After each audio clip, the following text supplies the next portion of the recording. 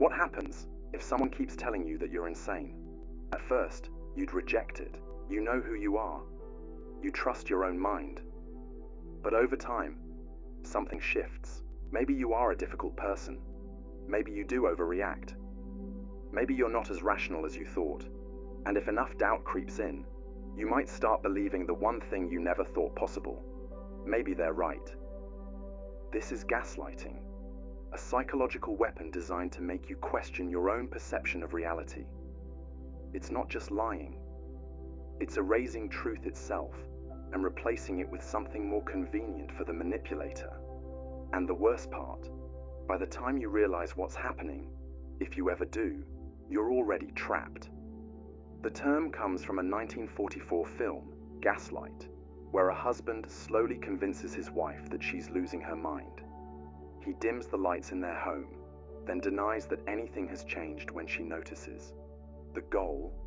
To make her doubt herself so completely that she becomes dependent on him. But this isn't just a movie trope. It's a real-world manipulation tactic used in toxic relationships, cults, politics, and even corporations. Gaslighting works because it destabilizes reality itself. It starts subtly.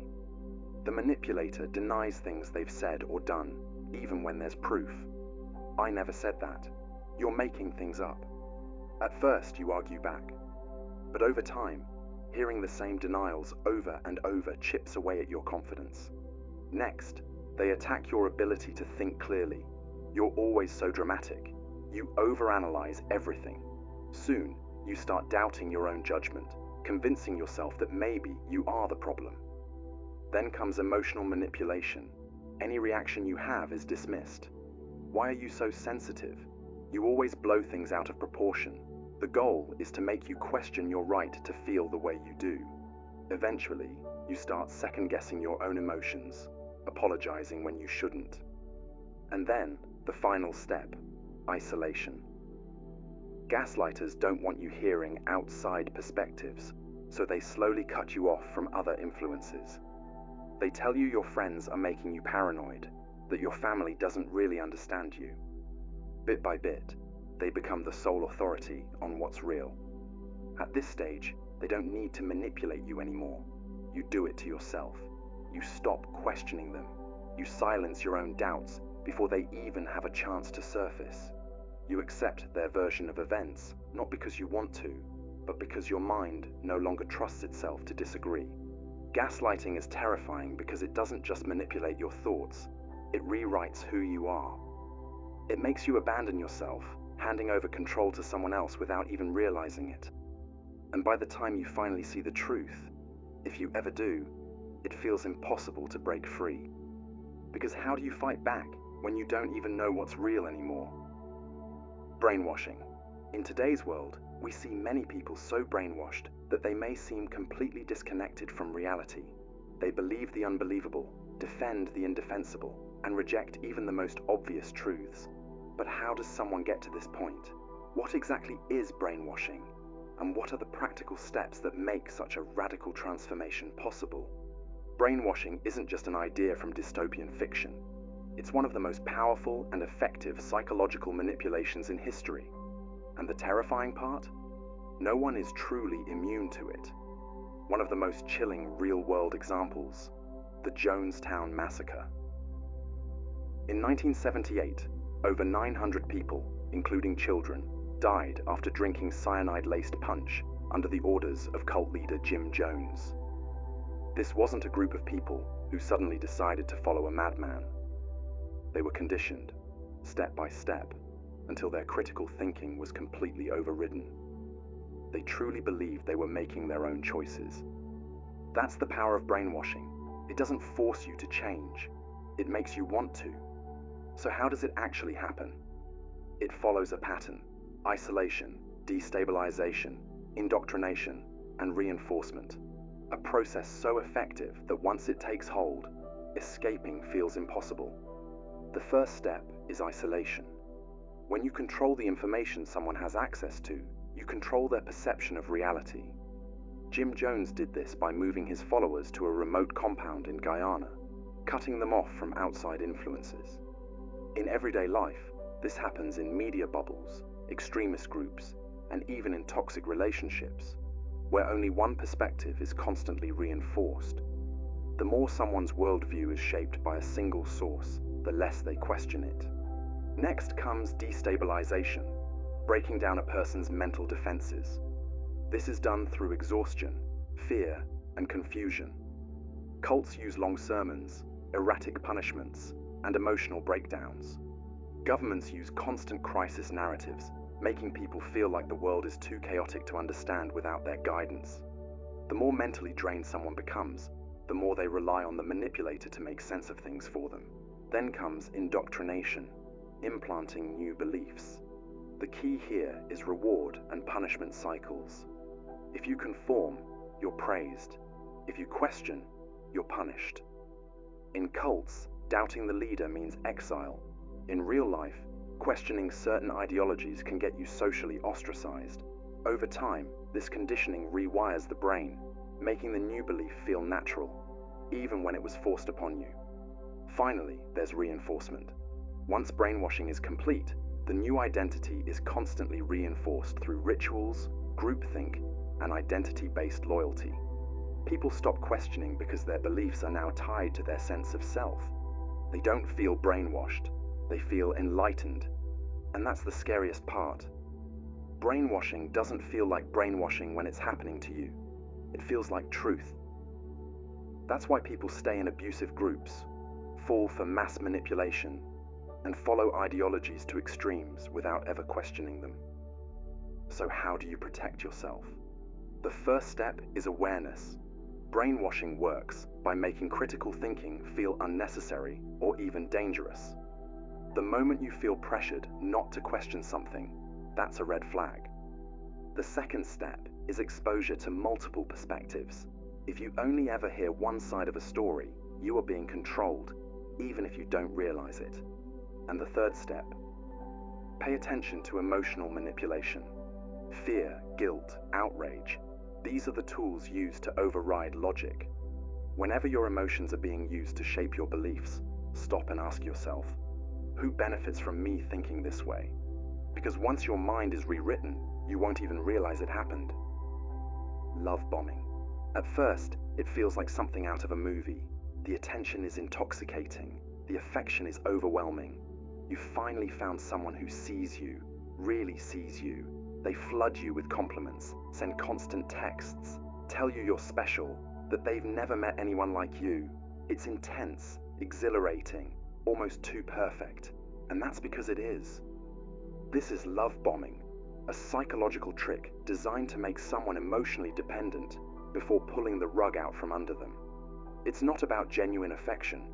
It's a setup, a carefully crafted illusion. Love bombing works by hijacking the brain's reward system. When someone floods you with extreme positivity, your brain releases dopamine, the same neurotransmitter involved in addiction. It's a high, an emotional rush that feels impossible to walk away from. And that's exactly the point. In relationships, it might look like extravagant gifts, rushing intimacy, or intense declarations of love after only a few days. In friendships or workplaces, it's an instant connection, relentless praise, and flattery that feels almost surreal. But the real trick isn't in the excess, it's in the reversal. Because once the victim is hooked, the withdrawal begins. The good morning texts stop, the warmth fades, the compliments turn into cold indifference, or worse, criticism. Suddenly, the person who made you feel like the most special person in the world pulls away, leaving you scrambling to understand what went wrong. And here's where the real manipulation happens. Instead of recognizing the pattern, the victim blames themselves. They analyze every conversation, lower their boundaries, and work harder to fix what they think they did wrong. They chase the affection, not realizing that the honeymoon phase was never real to begin with. This cycle, intense affection followed by sudden emotional starvation, is a psychological trap. It's called intermittent reinforcement, the same mechanism that makes gambling so addictive.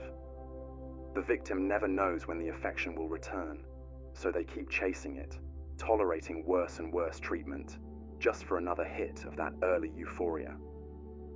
It's a tactic used by narcissists in relationships, by cult leaders to keep followers obedient, even by toxic workplaces to manipulate employees into loyalty. The unpredictability creates an emotional roller coaster, where the victim is so focused on regaining the high that they don't realize how much control they've lost. By the time they see the pattern, it's already too late.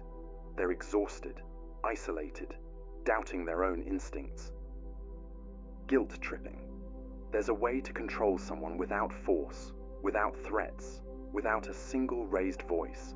You don't have to argue, persuade, or command. All you have to do is make them feel guilty. Guilt tripping and shame inducement are some of the most powerful psychological weapons, capable of turning people into puppets without them ever realizing it. The victim believes they're acting out of free will, when in reality, their emotions are being manipulated like strings on a marionette. Think about it. How many times have you done something, not because you wanted to, but because you felt bad if you didn't? Maybe you agreed to a favor even though you were exhausted. Maybe you apologized for something that wasn't your fault. Maybe you stayed in a toxic relationship because leaving would make you feel like a terrible person. That's guilt tripping in action, and it's terrifyingly effective. The trick is simple. First, the manipulator plants the seed of guilt, subtly twisting reality to make the victim feel responsible for their suffering.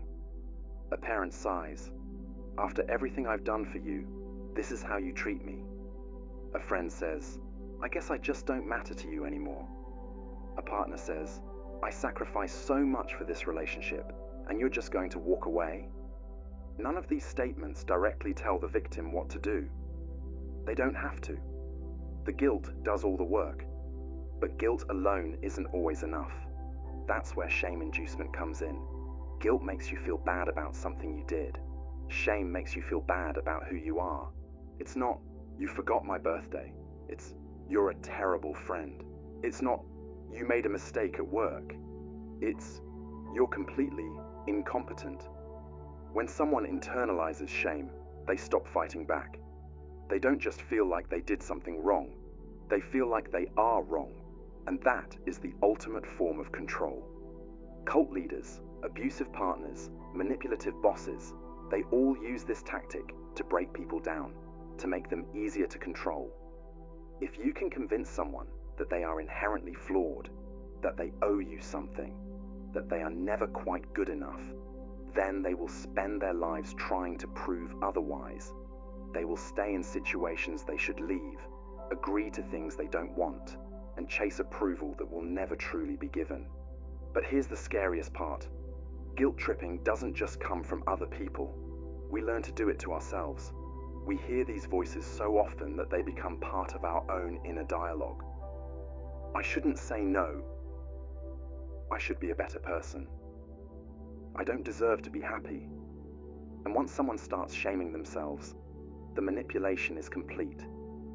They no longer need anyone else to control them. So how do you break free? The first step is recognizing the pattern.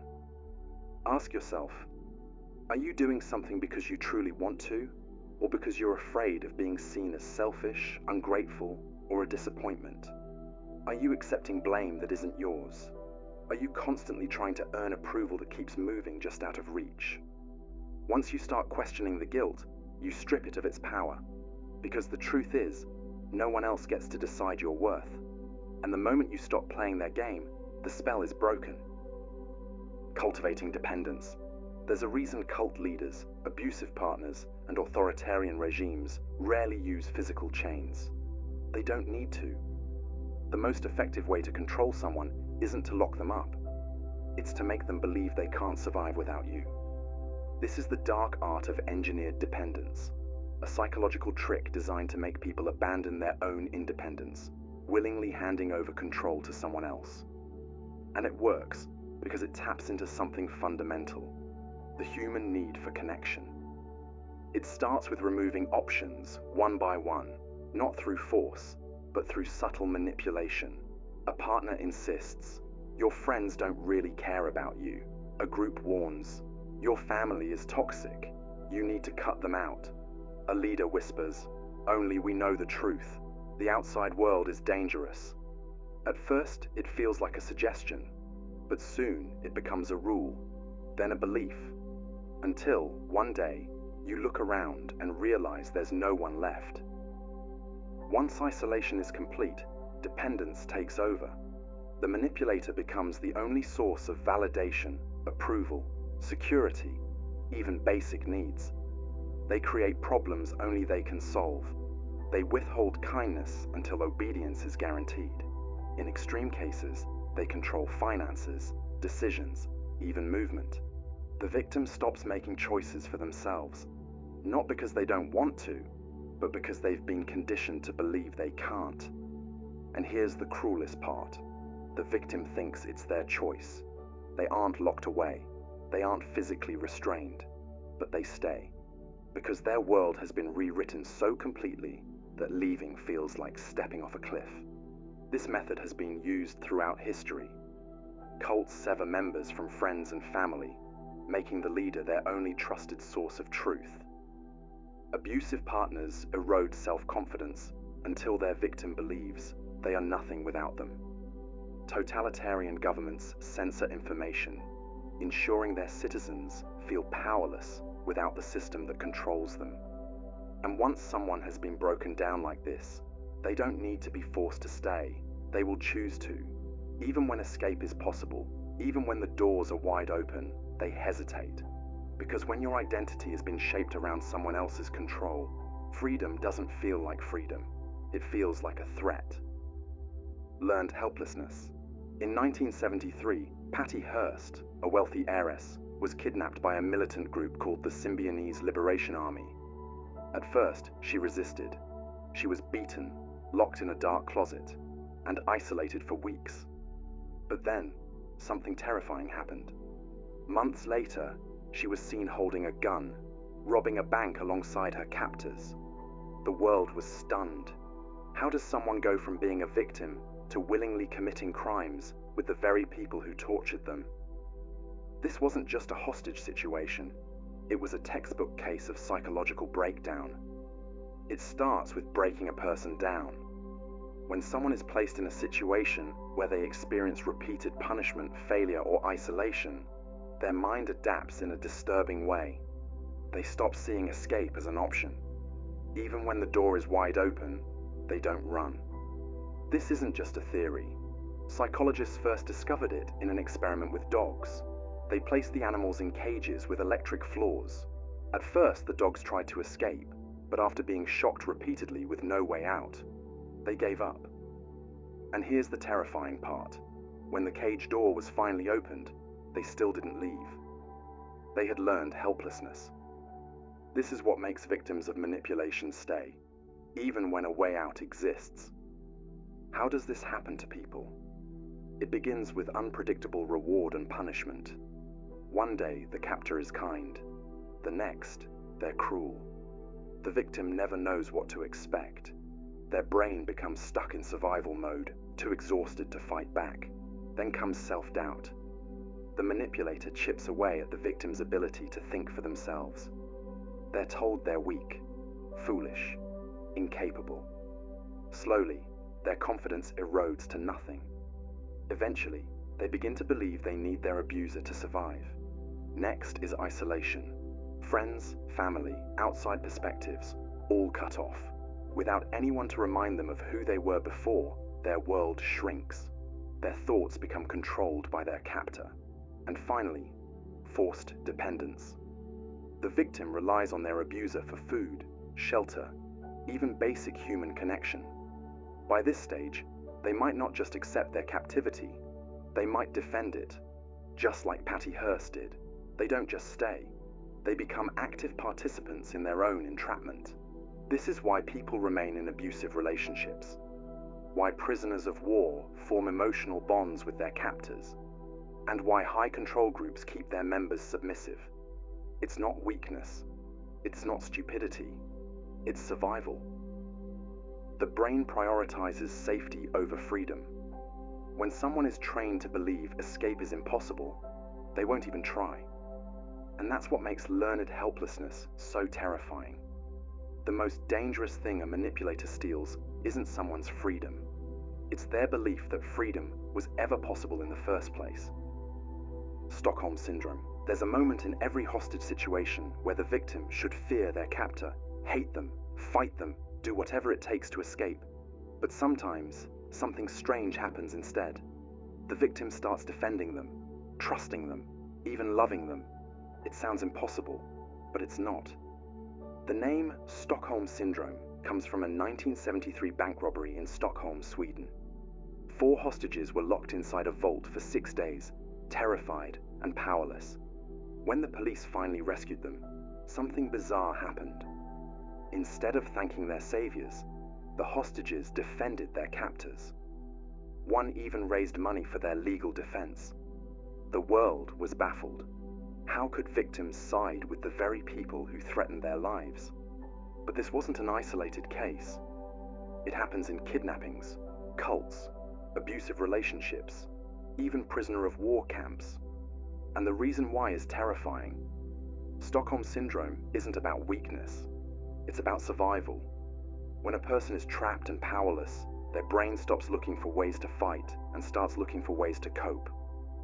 The captor controls everything: food, movement, even whether they live or die. And in that situation, the mind does something disturbing. It rewires fear into attachment. It starts with small acts of mercy. A kidnapper allows their hostage to eat. An abuser apologizes after an outburst. A cult leader offers protection from an outside threat. These tiny gestures create a twisted reality. The victims start seeing their captor as their savior, not their oppressor. Because when someone is both the source of your fear and your comfort, your mind clings to the comfort. Then comes isolation. The victim is cut off from the outside world, forced to rely only on their captor's words. Over time, their own sense of self erodes. They stop questioning. They start justifying. This is why abuse victims often defend their abusers, why hostages sometimes refuse to escape, even when given the chance. It's not about logic, it's about survival. And finally, dependency locks the victim into place. When their only way to stay safe is to keep their captor happy, they stop resisting. They start working for them instead of against them. They might even feel gratitude, loyalty, love. This is why Stockholm Syndrome is so terrifying. It proves just how fragile human perception can be. The mind will betray itself to survive, twisting reality until captors become protectors and victims defend their own suffering. And the worst part? Most people don't even realize it's happening until it's too late. Memory manipulation. What if I told you that some of your memories, the moments you swear happened exactly as you recall, might be completely false? That someone could plant a memory in your mind, and you would believe it just as firmly as your real experiences. It sounds like science fiction, but in reality, memory is one of the most fragile, easily manipulated aspects of the human mind, and that makes it a perfect tool for control. Take the infamous Lost in the Mall experiment by psychologist Elizabeth Loftus. Participants were told stories about their childhood, some real, some completely fabricated. One of them was simple. As a child, they had once been lost in a shopping mall. At first, the subjects had no memory of this, but after repeated questioning and subtle suggestions, many of them began remembering details: who found them, what the mall looked like, how they felt. They swore it had happened, even though it never did. Their minds had filled in the blanks, constructing a completely false memory. This wasn't just people misremembering. This was memory being rewritten. Our brains don't store memories like a camera, capturing moments in perfect clarity. Instead, every time we recall an event, we reconstruct it, pulling together fragments, filling in gaps, and, without realizing it, changing the details. And here's the terrifying part. The more you recall a memory, the less accurate it becomes. This means that, with the right influence, someone can alter your past. They can change how you remember events, reshape your emotions, and even convince you of things that never happened. One of the easiest ways to manipulate memory is through suggestion. A simple phrase like, "Are you sure that's what happened?" Or "I remember it differently" introduces doubt. Your brain, wanting to maintain consistency, starts adjusting its recall to match the new version of events. Over time, you adopt the false memory as your own. Then comes reinforcement. If multiple people confirm the false memory, whether they're lying or just misremembering, it becomes reality. Social agreement is one of the most powerful tools for shaping memory because the brain values collective certainty over individual doubt. If everyone else remembers it that way, maybe you're the one who's wrong. And this isn't just some harmless quirk of the mind. History has seen terrifying uses of memory manipulation. False confessions in criminal cases have been extracted by police interrogators, reconstructing events until the accused believes in their own guilt. In abusive relationships, manipulative partners rewrite history, convincing victims they were at fault for things they never did. Governments and propaganda machines have altered historical narratives, reshaping public perception to serve their agendas. Memory is the foundation of identity. It shapes who we are, what we believe, and how we see the world. But what happens when someone else takes control of it? If your past can be rewritten, then so can your future. And by the time you realize your mind has been altered, if you ever do, it's already too late. Fear-mongering. Fear is the oldest form of control. It overrides logic, crushes independent thought, and turns people into willing followers. When someone is afraid, they don't analyze, they don't question. They just want to feel safe. And that's what makes fear-mongering and anxiety induction one of the most dangerous psychological tricks ever used. History is filled with examples of fear being weaponized to control entire populations. One of the most infamous, the Salem witch trials. In the late 1600s, paranoia gripped an entire town. People believed witches were lurking among them, hiding in plain sight. The fear became so overwhelming that neighbors turned against neighbors, accusations spread like wildfire, and logic ceased to exist. People confessed to crimes they never committed just to avoid execution, and those who didn't confess, they were sentenced to death anyway. Fear didn't just manipulate them, it made them destroy themselves, and you don't need a witch hunt for this trick to work. It happens everywhere. A manipulative boss keeps employees terrified of losing their jobs, so they never complain. An abusive partner convinces someone the world outside is dangerous, so they never leave. Politicians and media outlets use fear constantly, telling people that disaster is imminent, their way of life is under attack, and only one person, one system, one ideology can protect them. And the more afraid you are, the more control they have. This works because fear hijacks the brain. When you're anxious, your amygdala, the part of the brain that processes threats, goes into survival mode. Logical thinking shuts down, and you become hyper-focused on avoiding danger. In that moment, whoever offers you a way out, whether it's a leader, a product, or a belief system, becomes the person you cling to for security. This is why fear-based marketing is so effective. Ads don't just sell products, they sell protection. Without this cream, you'll age faster. Without this insurance, you'll be ruined.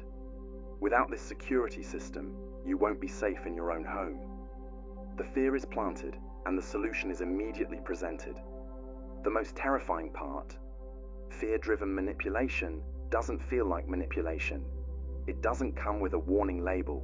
It feels like concern, like preparation, like a necessary precaution. But if someone is constantly feeding your fears, keeping you anxious, and offering themselves as the only solution, step back and ask why. Because the moment fear stops being a warning and starts being a leash, someone else is holding the other end.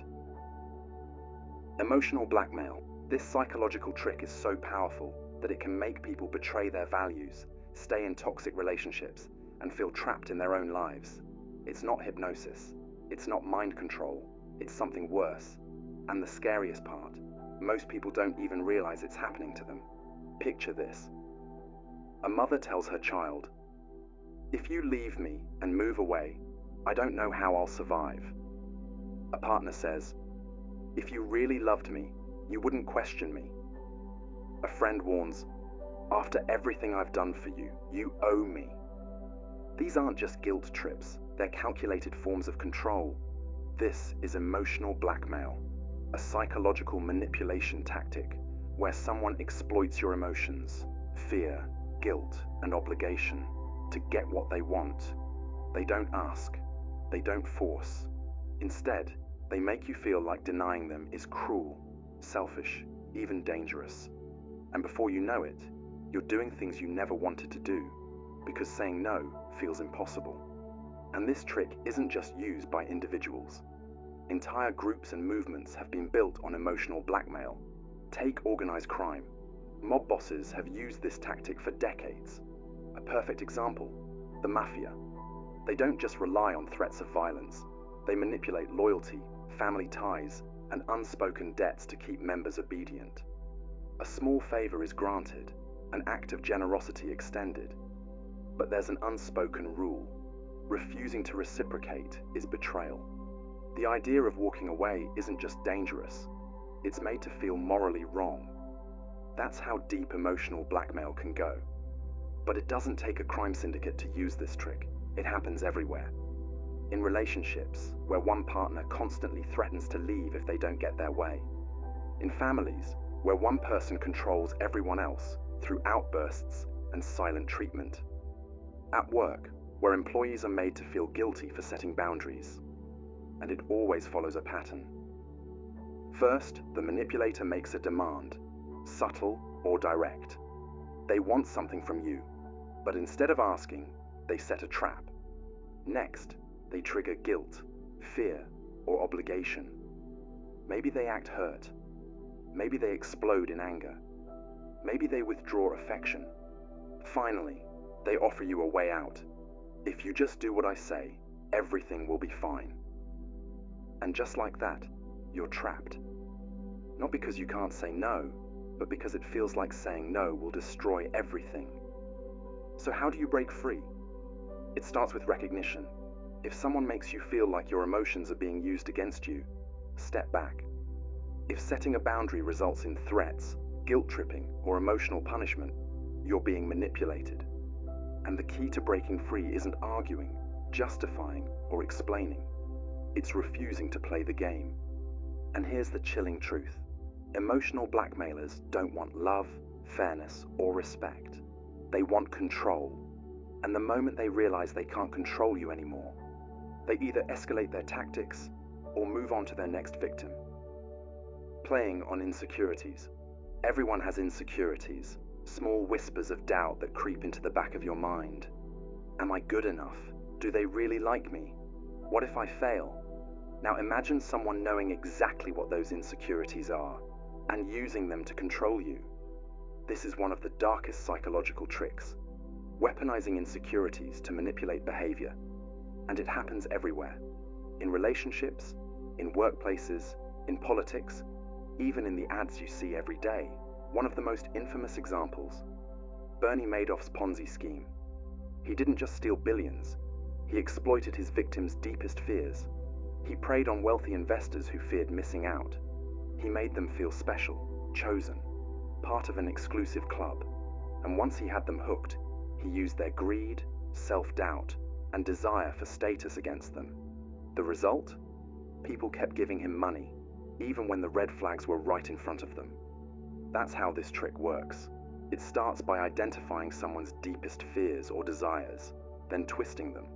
A romantic partner subtly makes you feel unattractive, so you seek their validation. A boss hints that you're replaceable, so you work harder for less. A friend constantly reminds you of your past failures to keep you in check. The goal? To make you dependent. Dependent on their reassurance, their approval, their protection. And here's why it's so effective. Insecurities cloud judgment. When someone makes you feel like you're not good enough, you start to second-guess yourself. You become more willing to prove your worth, even at your own expense. And the worst part, They control the supply of validation. They can give it, take it away, and make you work even harder to earn it back. Social media is a breeding ground for this manipulation. Algorithms thrive on insecurity, feeding you ads that make you feel unattractive, unsuccessful, or like you're falling behind. Influencers curate lives designed to make yours feel less exciting.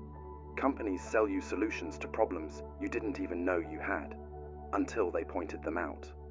But it's not just corporations that use this trick. It happens in families, friendships, and relationships. A toxic parent constantly reminding their child that they'd be nothing without them. A jealous friend downplaying your achievements so you never feel truly successful. A partner chipping away at your confidence, making you feel lucky to have them. Over time, these tactics break people down, making them easier to control. So how do you fight back? First, recognize the pattern.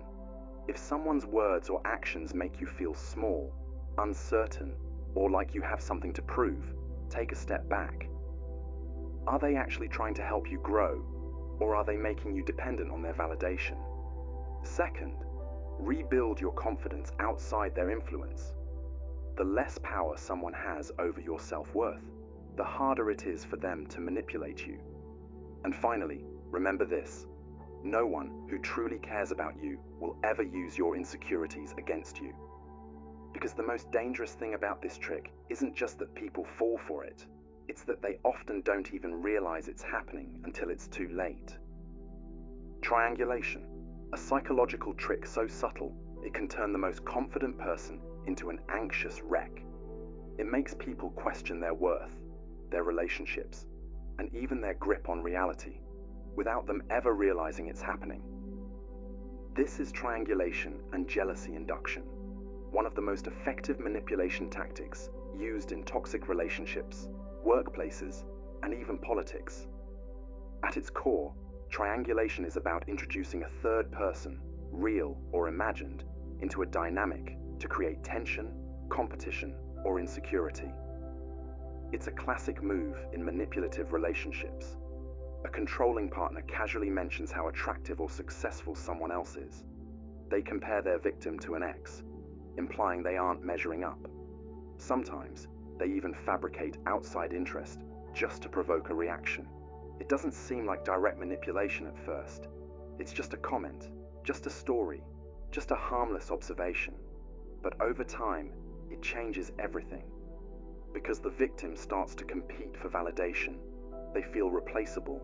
They work harder to prove themselves. They stop focusing on whether the relationship is healthy and start obsessing over how to be good enough.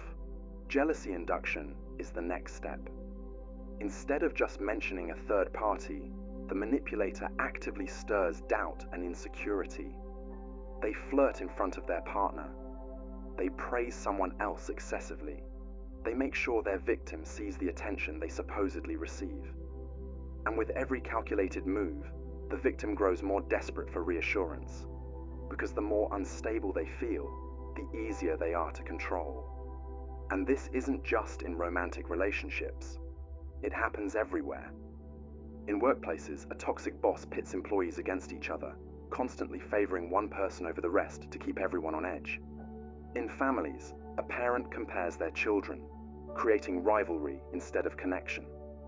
In politics, leaders divide people into factions, turning them against each other to maintain power. But why does it work? Because humans are wired for social validation.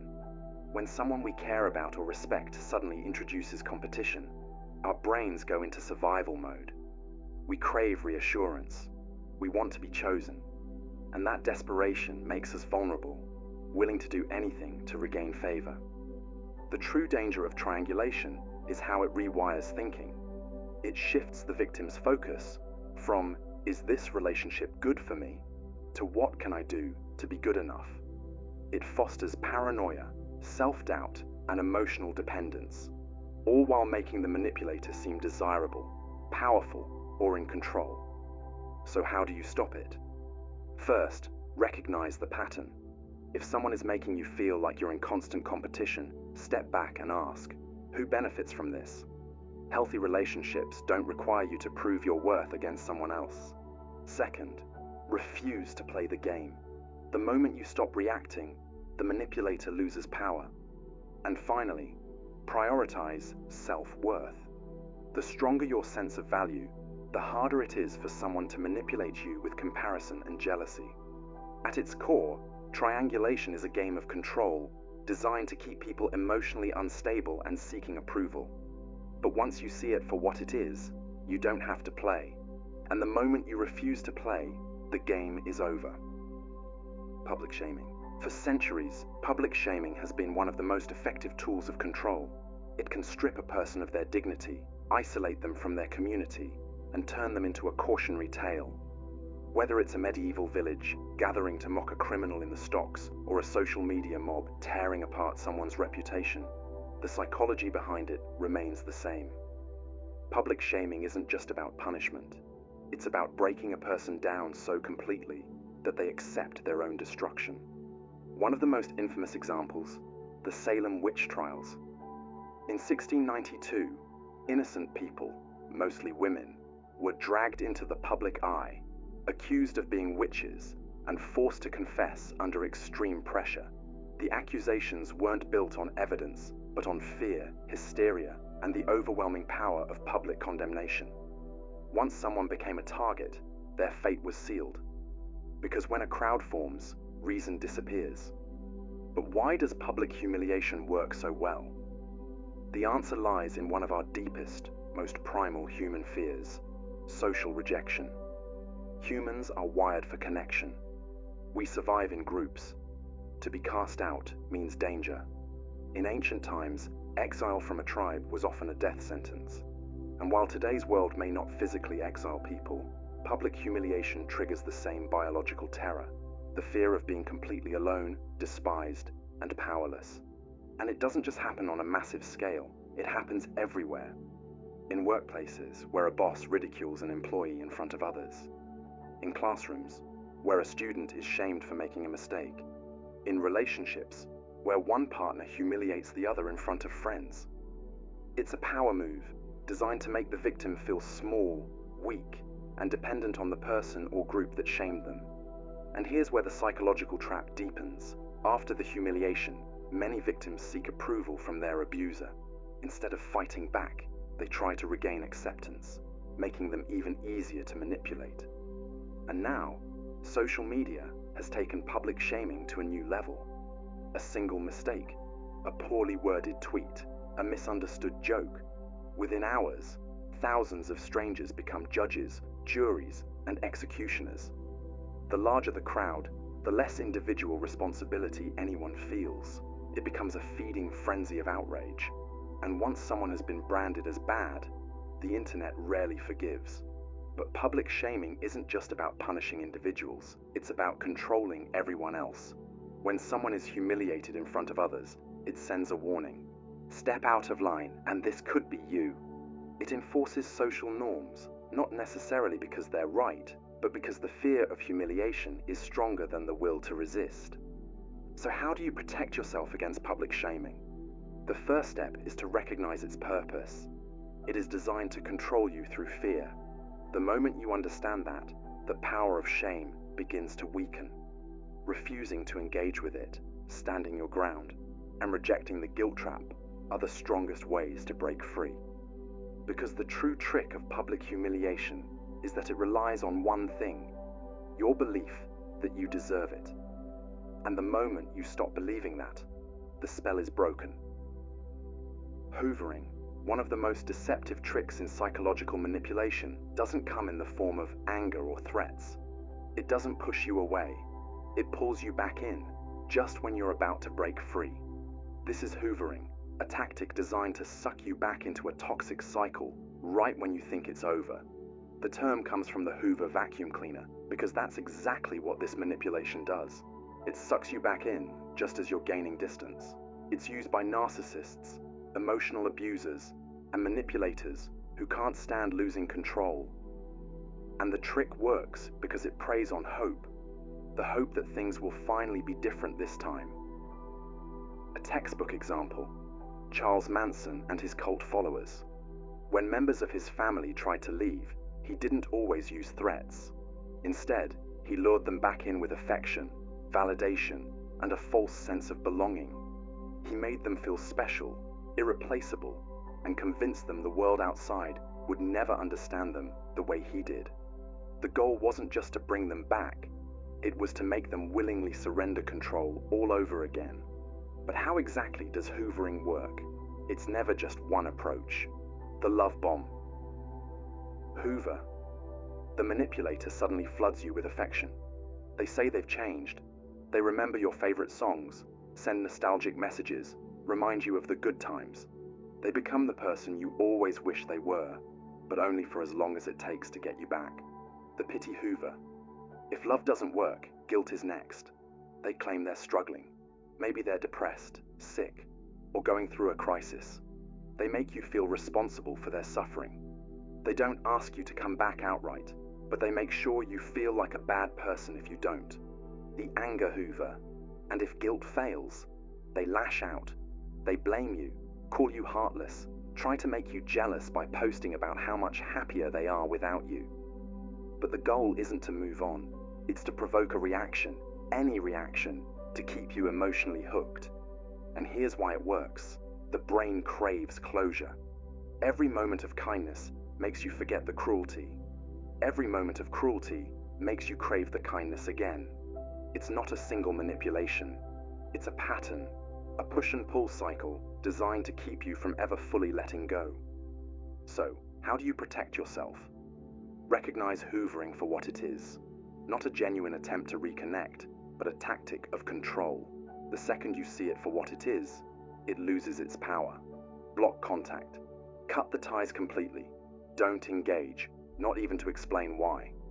Hoovering only works when there's a response. Without one, the manipulator loses their grip. Because walking away is hard, but staying in the cycle, that's where the real danger lies. And the only way to win, don't play the game. Cognitive dissonance. People will defend something, even when it's wrong, even when it hurts them, even when reality is screaming at them to stop. But this isn't just stubbornness, it's a psychological trap, a mental battlefield where, without even realizing it, you're forced to justify your own suffering. This is cognitive dissonance amplification, one of the most dangerous manipulation tactics, designed to make people double down instead of walk away. Cognitive dissonance happens when someone holds two conflicting beliefs at the same time. It creates an unbearable tension in the mind, a deep, unsettling discomfort that we are hardwired to resolve. Imagine being loyal to a leader, a relationship, or an ideology, only to be confronted with undeniable proof that it's harmful, corrupt, or even false. The logical response: leave. The real response: most people don't. Instead, they dig in deeper. They justify. They twist reality to fit what they want to believe, because admitting the truth would mean admitting they wasted time, energy, even their entire identity, on something that wasn't real. And that's too painful to accept. One of the most extreme examples? The Heaven's Gate cult. This group believed they would ascend to an extraterrestrial afterlife if they followed their leader, Marshall Applewhite. When their predictions failed, when the spaceship never came, did they question their beliefs? Number their faith became stronger. Instead of seeing the failure as proof they were wrong, they convinced themselves it was a test of loyalty. And the more they sacrificed, the harder it became to leave. Walking away would mean admitting their entire worldview was a lie. Instead, they doubled down until, in 1997, their belief system led to a mass suicide. But this isn't just about cults. It happens everywhere. The trick is escalation. A manipulator starts small, convincing you to accept a minor contradiction, a little hypocrisy, something that feels wrong, but not wrong enough to walk away. A toxic boss pushes an employee to cover for unethical behavior, just once. It feels uncomfortable, but they justify it. I need this job. Then, the requests get bigger. Before they realize it, they're trapped in a system they would have once condemned. The same happens in abusive relationships. A partner starts with subtle manipulation, small moments of confusion, of twisting reality just enough to create doubt. Over time, the victim has to rationalize the abuse. They didn't mean it. I must have done something to deserve it. Each justification locks them in deeper, because if they admit the truth, they'd have to face the fact that they stayed. And it's not just individuals who fall for this trick. Entire societies do. Political and ideological groups use it constantly. When people invest in a movement that later reveals itself to be corrupt or hypocritical, they don't necessarily reject it. Instead, they defend it. They find ways to justify the contradictions, because admitting they were fooled feels worse than continuing to believe a lie. So how do you break free? First, recognize when your mind is fighting reality. Ask yourself, am I defending this because I believe it, or because I don't want to admit I was wrong? Second, distance yourself. Emotional attachment clouds judgment. Step back and examine the facts without the weight of your own investment. Cognitive dissonance is a natural part of the human mind, but when amplified by manipulators, it can turn even the most rational person into a prisoner of their own thoughts. The scariest part?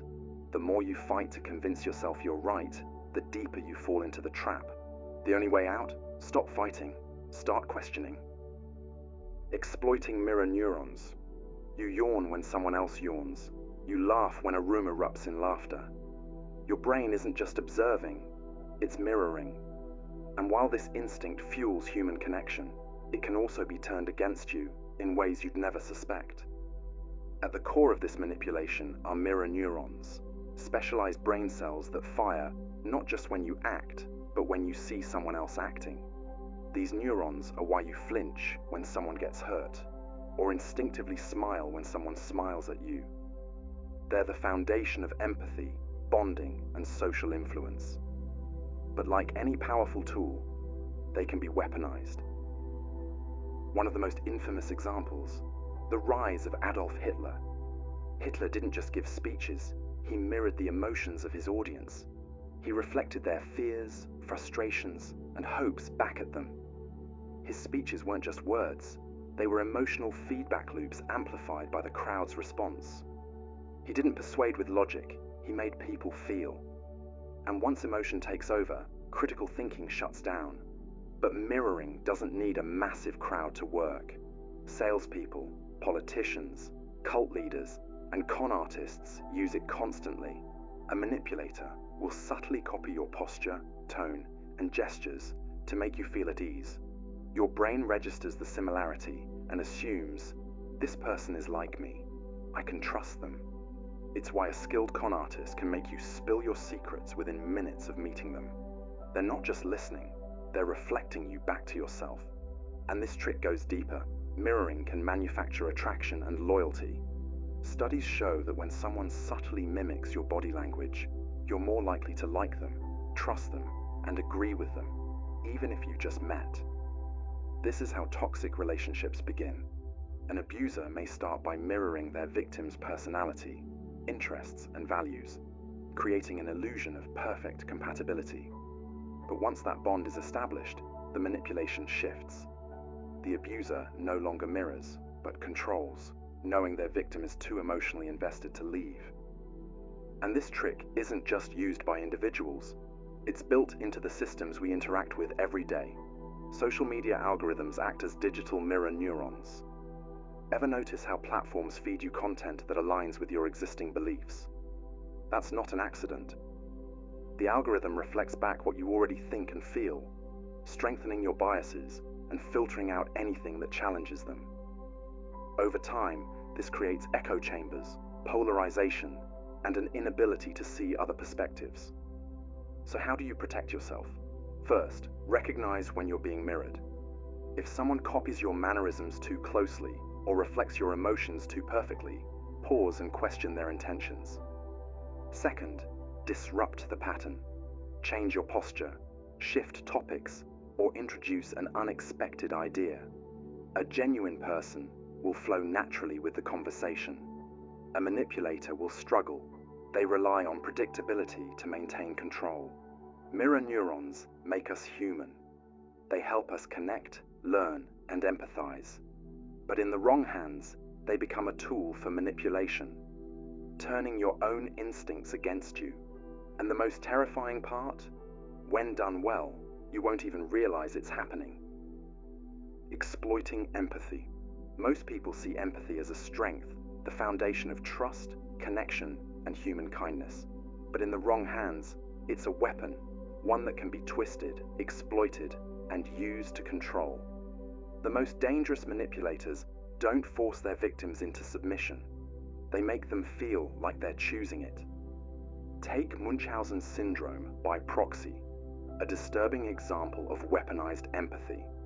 A caregiver fabricates or induces illness in someone under their care, often a child, convincing them that they're sick. The victim suffers real pain, becomes completely dependent, and never questions the person hurting them, because they believe they're being helped.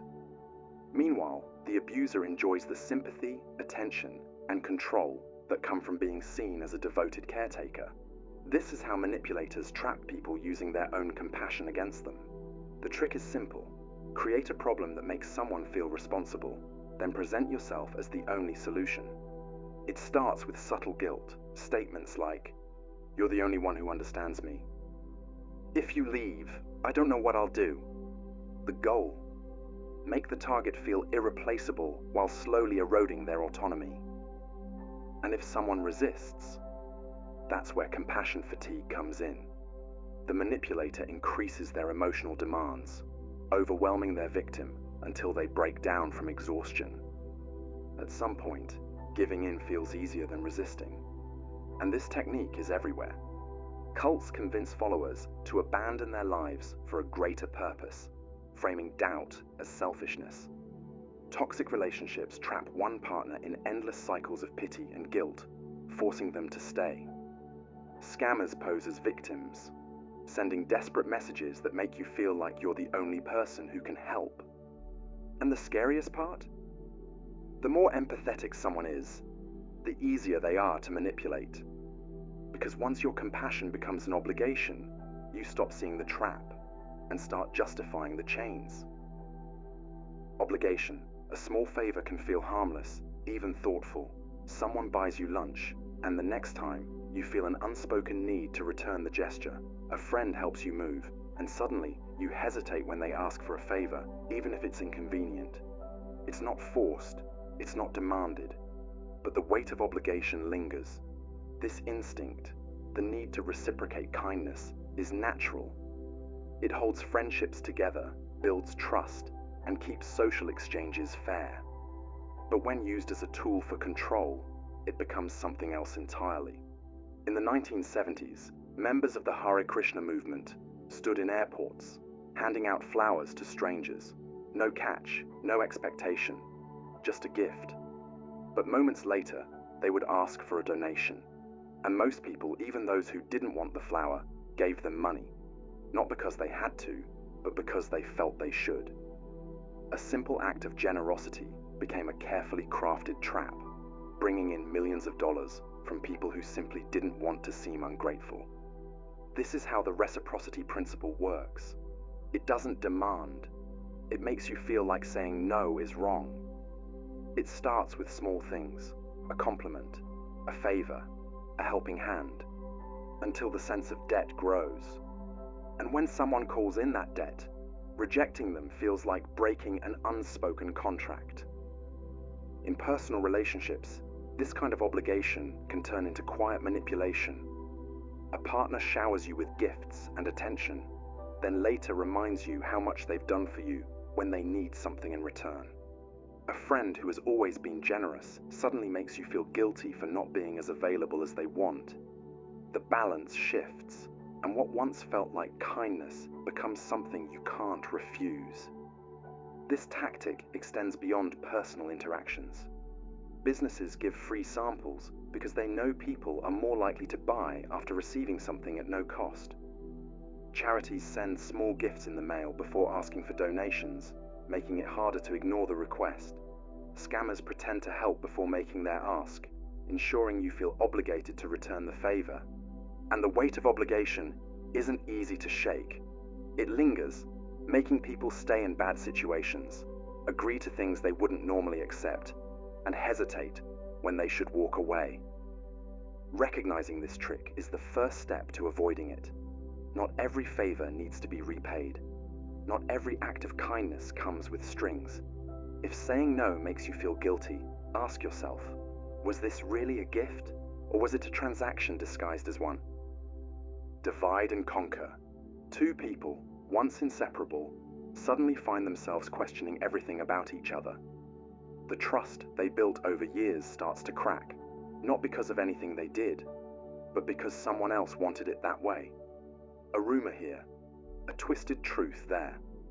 Small calculated actions designed to drive a wedge between them.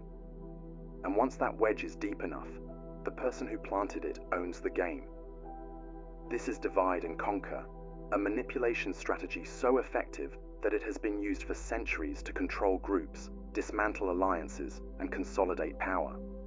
It works by breaking apart unity, making sure people are too distracted by conflict to notice who's pulling the strings. History is full of examples. The British Empire used this strategy to control vast territories, turning local groups against each other so they were too busy fighting among themselves to challenge colonial rule. Authoritarian leaders do the same, stoking division among their people, whether through political factions, social groups, or manufactured outrage, to prevent anyone from uniting against them. But this isn't just a strategy used on grand scales. It happens in everyday life. A manipulative boss pits employees against each other, ensuring no one trusts their co-workers enough to push back against unfair treatment. A toxic partner creates tension between their significant other and their friends or family, making sure they become the only trusted influence. Narcissists thrive on this trick, subtly spreading misinformation to make sure no one around them forms a strong enough bond to resist their control. The key is isolation. When people no longer trust each other, they become dependent on the manipulator. They seek validation, approval, and direction from the only person who seems reliable, the one who caused the division in the first place. That's when control is complete. And the scariest part, it doesn't take outright lies to work, just a small distortion of the truth, a missing piece of context, a carefully timed exaggeration. The result, allies turn into enemies, and the one pulling the strings remains untouchable. Authority bias.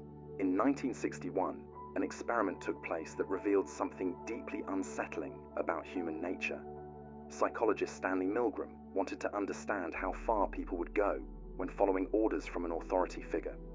Participants were led to believe they were part of a learning study. Their task, to administer electric shocks to another person every time they answered a question incorrectly. With each mistake, the shocks grew stronger, escalating from mild discomfort to agonizing pain. The person being shocked screamed, pleaded, even fell silent. But here's the catch. They weren't real. They were actors, pretending to suffer. Yet most participants kept pressing the button. They hesitated. They looked uneasy. But when the man in the white lab coat told them to continue, they did. 2/3 of them followed instructions to the very end, delivering what they believed to be potentially fatal shocks, simply because an authority figure told them to. This is authority bias, our instinctive tendency to trust and obey those we see as powerful, knowledgeable, or in charge.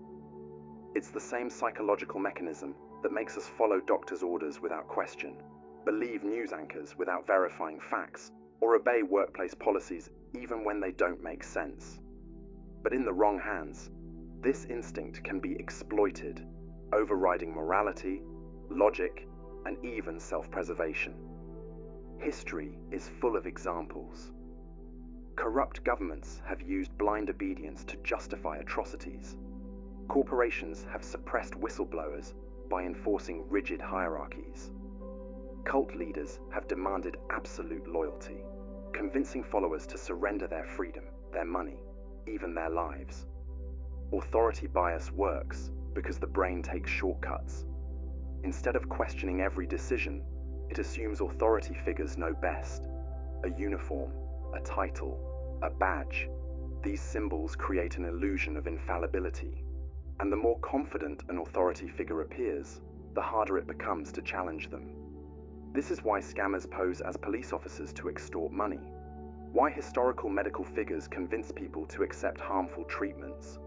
Why soldiers in war zones have carried out unthinkable orders, because refusing wasn't an option.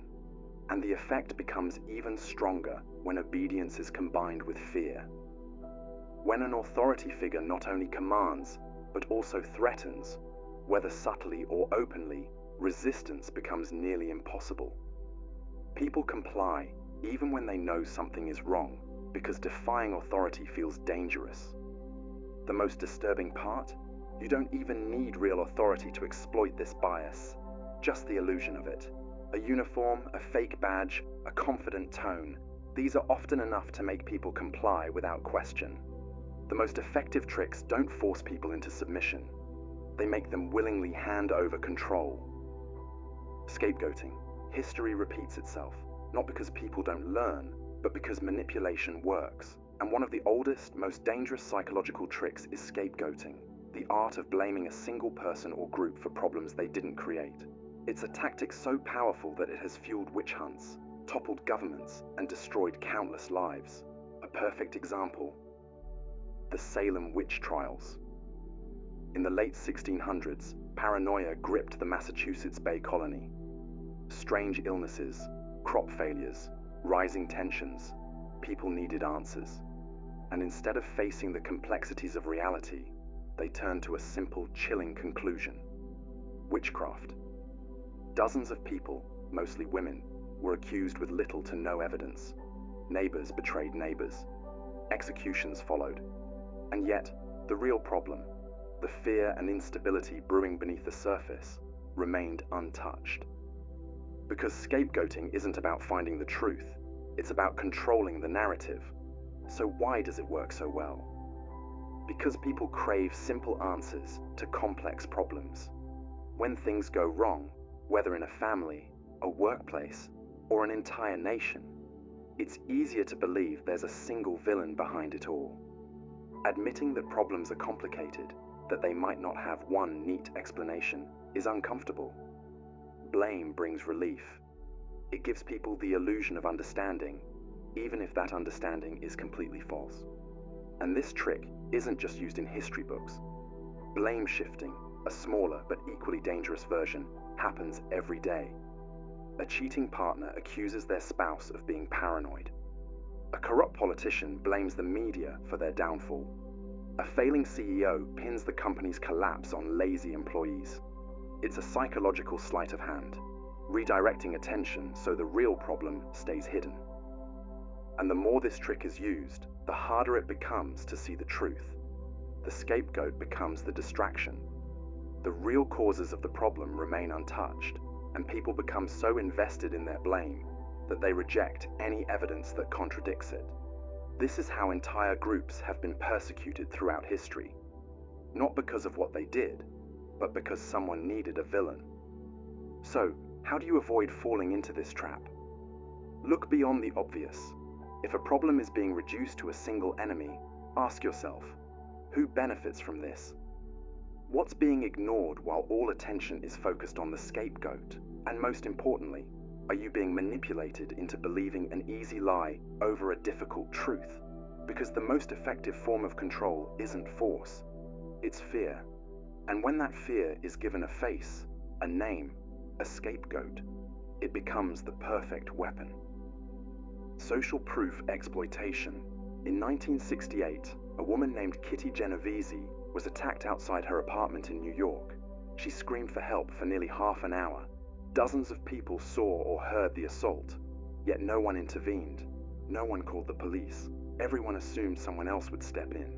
This chilling effect is known as social proof, a psychological bias so deeply ingrained that it influences almost every decision we make. It's the instinct to follow the crowd, to assume that if many people believe or do something, it must be right. It's why people flock to restaurants with long lines, why trends take off overnight, and why misinformation can spread faster than truth. But when social proof is manipulated, it becomes a weapon. Advertisers use it constantly. They tell you millions of people love their product, that it's a #1 bestseller, or that everyone is switching to a new service. You might have never looked into it yourself, but the illusion of mass approval makes you instinctively trust it. Even a handful of fake reviews can be enough to push someone toward a purchase. Scammers use the same trick. Ever seen a product flooded with glowing but suspiciously similar reviews? A cryptocurrency hyped up by bots on social media? A sudden surge of accounts promoting a false narrative? These tactics manufacture credibility where none exists. It's the same method used by cults, Ponzi schemes, and propaganda machines. Make people believe everyone else is doing it, and they'll follow. But the real danger of social proof isn't just in marketing, it's in how it controls behavior in groups. Studies show that the more people witness an emergency, the less likely anyone is to help. It's called the bystander effect. Everyone assumes someone else will take responsibility. And in extreme cases, social proof fuels mob mentality. A person who would never commit violence alone might do so in a crowd because it feels justified. Morality gets outsourced. If no one else is stopping it, it must be okay. And here's where it gets unsettling. It doesn't take much to trigger social proof. A few planted opinions, a handful of fake followers, a carefully orchestrated trend, and suddenly, the illusion becomes real. Once enough people believe something, even skeptics start to fall in line. The scariest part. Most people will never realize they've been manipulated. They'll follow the crowd, convinced they made the decision themselves. Groupthink Induction. One of the most dangerous psychological tricks isn't about manipulating a single person. It's about influencing entire groups until questioning the consensus feels impossible. It doesn't force people to agree. Instead, it creates an environment where disagreement feels like betrayal. And once that happens, people stop thinking critically, even when the decisions being made are obviously flawed. Imagine a high-stakes corporate meeting. A company is about to launch a product and everything points to disaster. Market research shows customers won't buy it. Engineers warn about technical failures, and some executives have private doubts. But in the room, there's nothing but agreement. No one speaks up. No one challenges the decision, not because they don't see the problem, but because no one wants to be the outlier. This is groupthink, a psychological phenomenon where the need for unity overrides logic, skepticism, and even self-preservation. When people are part of a group, they instinctively prioritize harmony. Dissent feels uncomfortable. Doubt makes you an outsider. And when the loudest, most dominant voices set the tone, everyone else follows, often without realizing it. It happens gradually. Maybe an authority figure expresses a strong opinion, and others instinctively align with it. Maybe the group values agreement so much that disagreeing feels like an attack. Over time, the pressure to conform becomes stronger than the pressure to be right. People suppress their doubts, rationalize bad ideas, and convince themselves that if everyone else agrees, it must be the right decision. And the consequences? Disastrous. History is full of catastrophic decisions fueled by groupthink.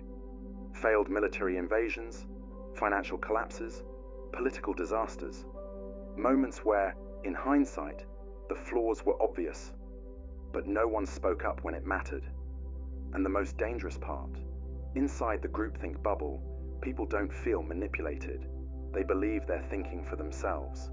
But in reality, they're just echoing the voices around them. Cultivating a false identity. Some manipulators don't just lie, they become the lie. They shape their identities to fit whatever will make people trust them, molding themselves into whoever they need to be. This isn't just deception, it's performance. And when done well, it's nearly impossible to detect. Frank Abagnale, the real-life con artist behind Catch Me If You Can, pulled off one of the most audacious identity scams in history. Before the age of 21, he had successfully posed as a pilot, a doctor, and a lawyer, bluffing his way into positions of authority with nothing but charm, confidence, and carefully chosen details. His entire persona was an illusion, but it worked because he understood a fundamental truth. People don't question what looks real enough. We instinctively judge others based on surface-level cues. Someone who acts like they belong, who speaks with conviction, who looks the part. Our brains fill in the gaps, assuming they must be who they claim to be. A skilled manipulator doesn't just tell lies. They create a version of themselves that people want to believe. And once they establish a false identity, something strange happens. The illusion feeds itself. Others begin reinforcing it, vouching for the manipulator, defending them, even ignoring red flags. If enough people believe the lie, it becomes reality. Cult leaders convince their followers of divine wisdom. Scammers build reputations that seem untouchable. Even entire societies have been swayed by figures who were never who they claim to be. A false identity doesn't just fool others. It can warp the manipulator's own sense of reality. When someone fully embraces their fabricated persona, the line between deception and truth disappears, for them and for everyone around them. And once that happens, even they may no longer know what's real. The seeds of self-doubt. You don't need chains to keep someone trapped. Sometimes all it takes is a whisper in their mind, one that makes them question everything they once knew about themselves. The most insidious form of control doesn't come from force or coercion. It comes from planting a simple thought. What if I'm not good enough? This is the art of sowing self-doubt, a psychological trick that can dismantle confidence, reshape reality, and keep someone locked in a cycle of second-guessing themselves. And the worst part? Once the seed is planted, most people water it themselves. A classic example, the infamous Milgram experiment. While it's often remembered for obedience to authority, there's something more subtle at play. Participants weren't just pressured into shocking others. They were gradually led to doubt their own moral instincts. At first they resisted, but after being repeatedly told, "It's fine, keep going. You have to do this," many began to question their own judgment. If they hesitated, the authority figure reassured them. And with each step forward, their resistance weakened. By the end, they weren't just following orders. They had convinced themselves that their hesitation was misplaced, that maybe they were overreacting. That's how self-doubt works. It doesn't strike all at once. It seeps in slowly, often through calculated, strategic manipulation. It can start with a simple comment. "Are you sure that's the right choice? That doesn't sound like you. You always mess things up like this." When repeated enough, it forces the brain to spiral. It makes people look for evidence that maybe, just maybe, those doubts are true. And once someone starts believing it, their confidence collapses like a house of cards. Skilled manipulators use this to control others without ever lifting a finger. If you make someone doubt themselves enough, they'll look to you for validation. They'll become dependent on your approval, constantly seeking reassurance that they're making the right choices. Over time, they lose trust in their own judgment and start deferring to the person who knows better. This is how toxic relationships thrive. It's how abusers keep their victims trapped. It's how cult leaders maintain absolute authority. But here's the most terrifying part. Self-doubt, once ingrained, doesn't just go away. Even if the manipulator disappears, the seeds they planted continue to grow. The voice of doubt remains, whispering, "Maybe they were right about me." And that's why this trick is so dangerous. It doesn't just break people, it makes them break themselves. Emotional contagion exploitation. Have you ever walked into a room and immediately felt the energy shift? Maybe a single glance at someone's expression made you tense up, or a friend's excitement instantly lifted your mood. This isn't just intuition, it's a psychological phenomenon known as emotional contagion. And in the wrong hands, it's one of the most dangerous manipulation tactics ever used. Emotional contagion is the subconscious transfer of emotions from one person to another. Humans are wired to mirror emotions. It's part of how we connect, empathize, and communicate.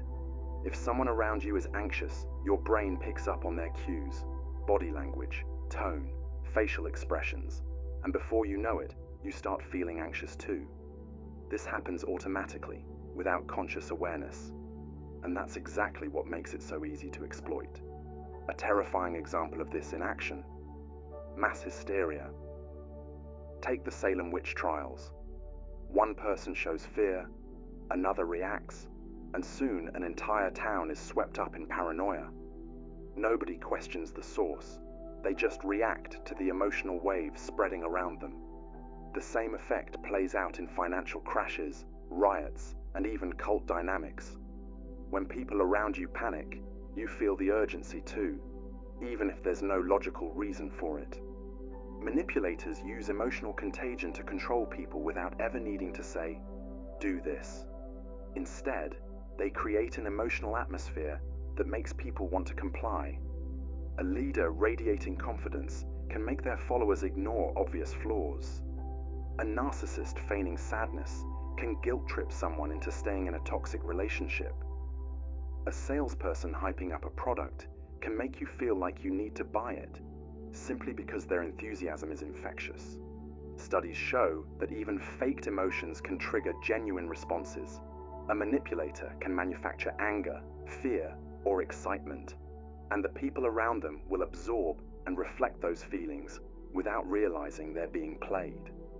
And once you're emotionally hooked, your ability to think critically starts to fade. It's why political figures rally crowds into a frenzy, why cult leaders maintain unwavering authority, and why toxic relationships often feel impossible to leave. When someone controls the emotional climate, they control the people within it. The next time you feel an emotion rising that wasn't there before, stop and ask, is this mine? Or was it planted there? Because not every feeling you experience is truly your own. The illusion of choice. You think you're in control. You think every decision you make is entirely your own. But what if I told you that, more often than not, your choices are being carefully orchestrated, designed to make you feel like you're in charge when, in reality, you're just following a predetermined path?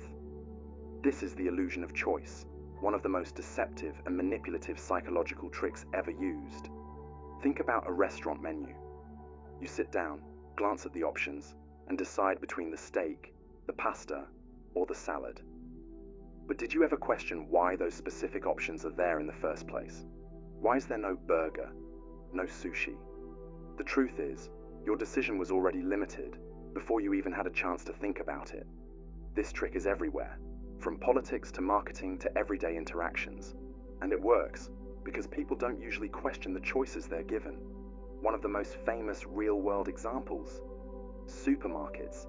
You walk in, planning to grab a loaf of bread, and before you know it, you're walking out with 3 extra things you never planned on buying. How?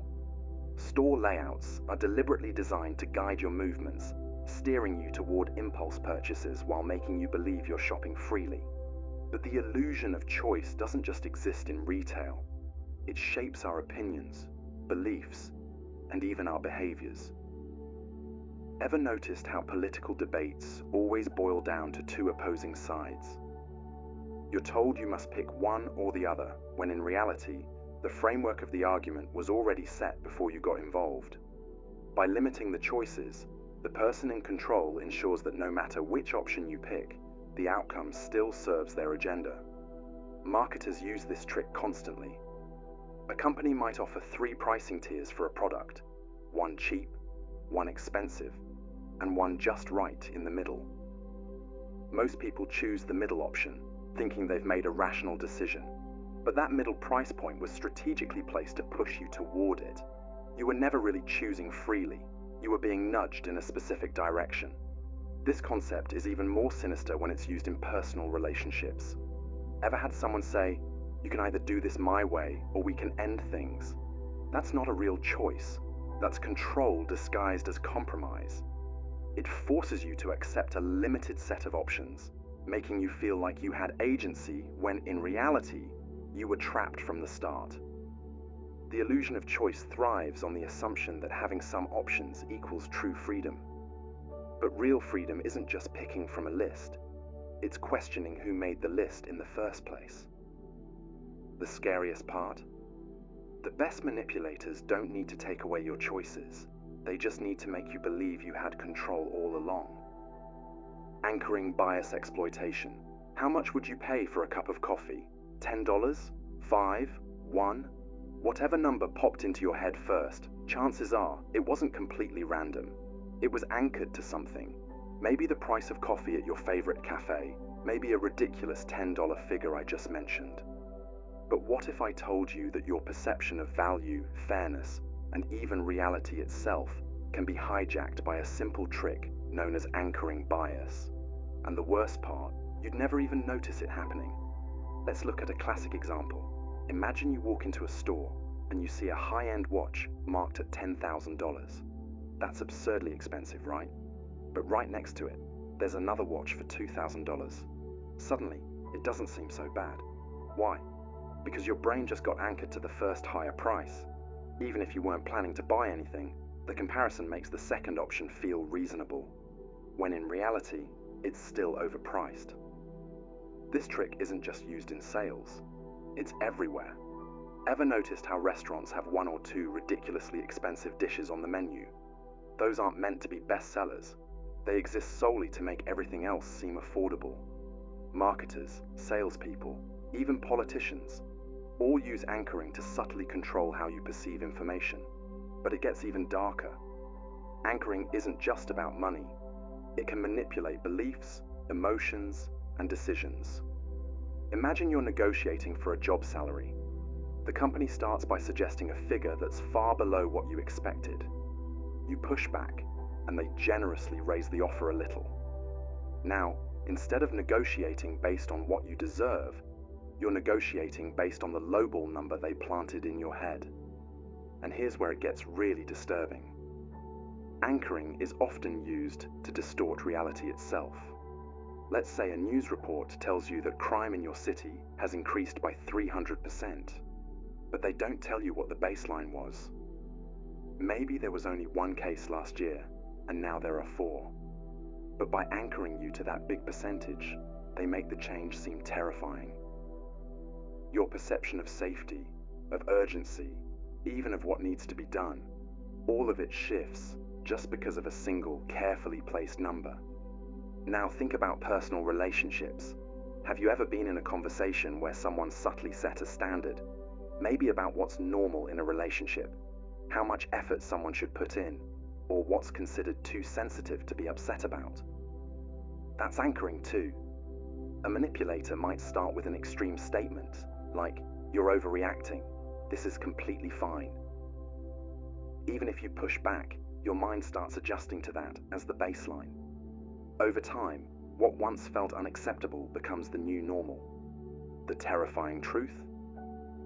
Anchoring bias works because our brains crave reference points.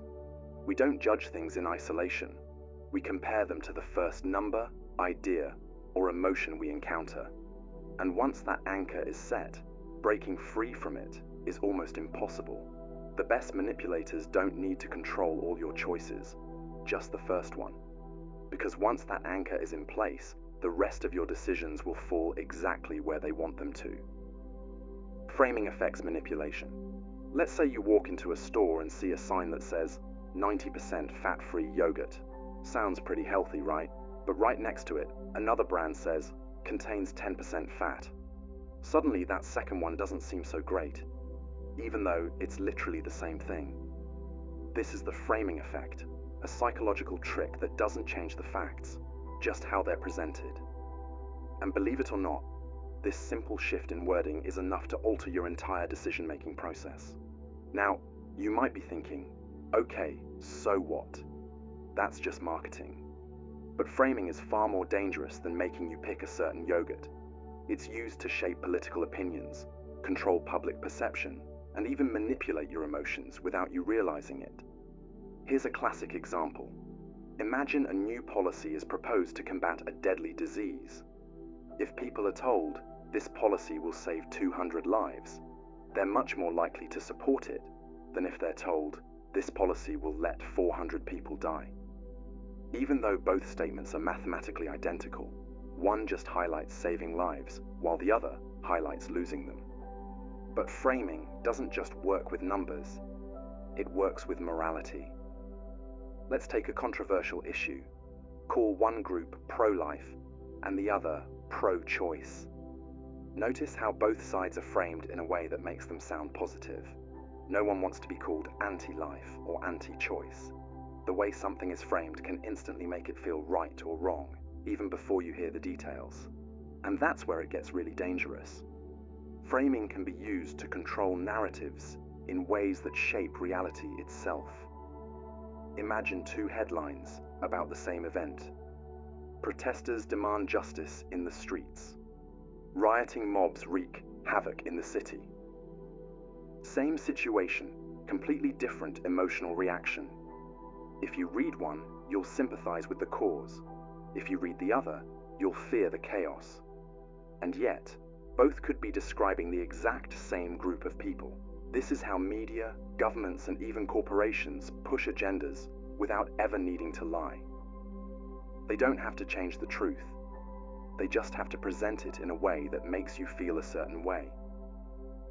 Once they control the frame, they control your reaction.